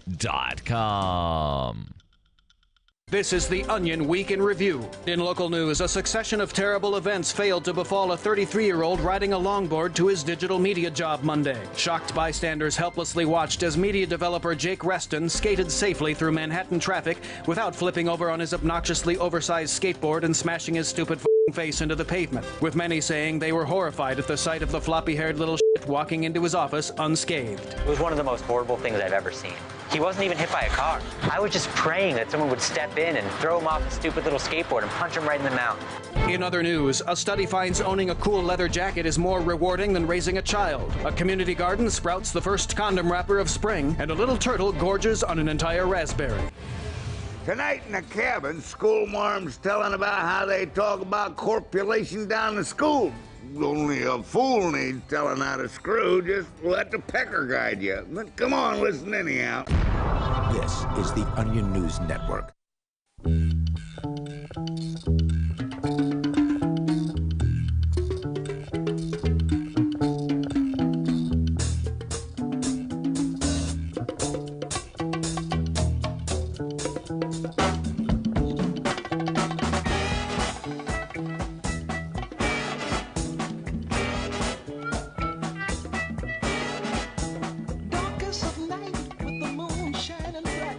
Right. Welcome here to the Call to Freedom on LRN.FM. I am your host, as always, Will Coley, and I will be joined shortly by my normal co-host, Mr. Tom Gray.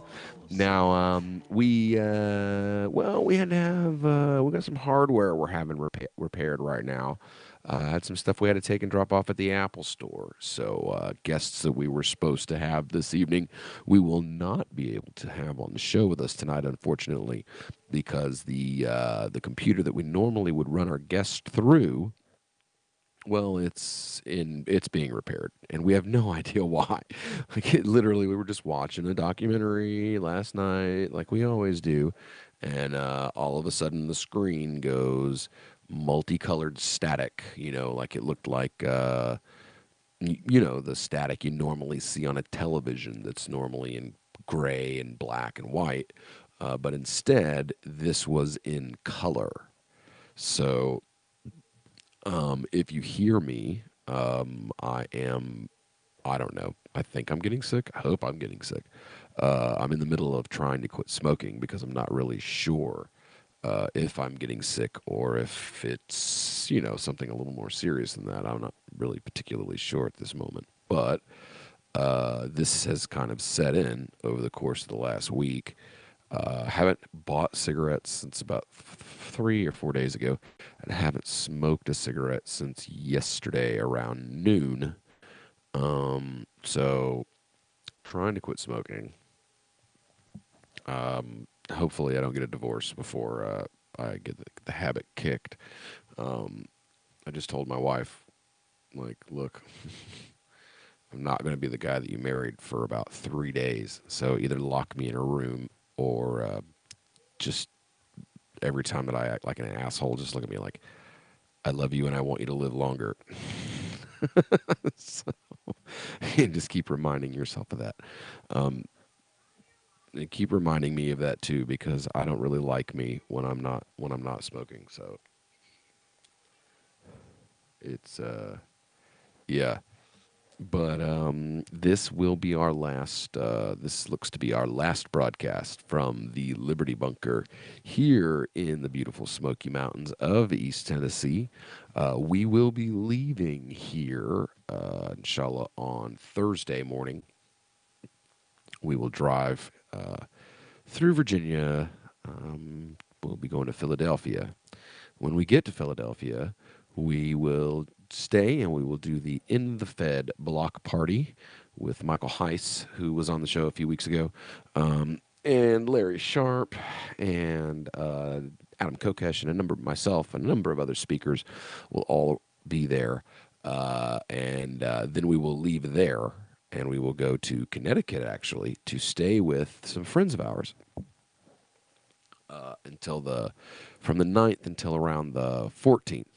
And then we will leave Connecticut, 2.5 hours drive, from our friend's house to the new place in Keene, New Hampshire, where we will start working on renovating this property in order to convert it into the Masjid Al-Latif and Interfaith Community Center, or the Malik Center, which will be the first fully functional mosque in Keene, New Hampshire, in western New Hampshire, to be truthful, and at least until the Concord Mosque is finished next year.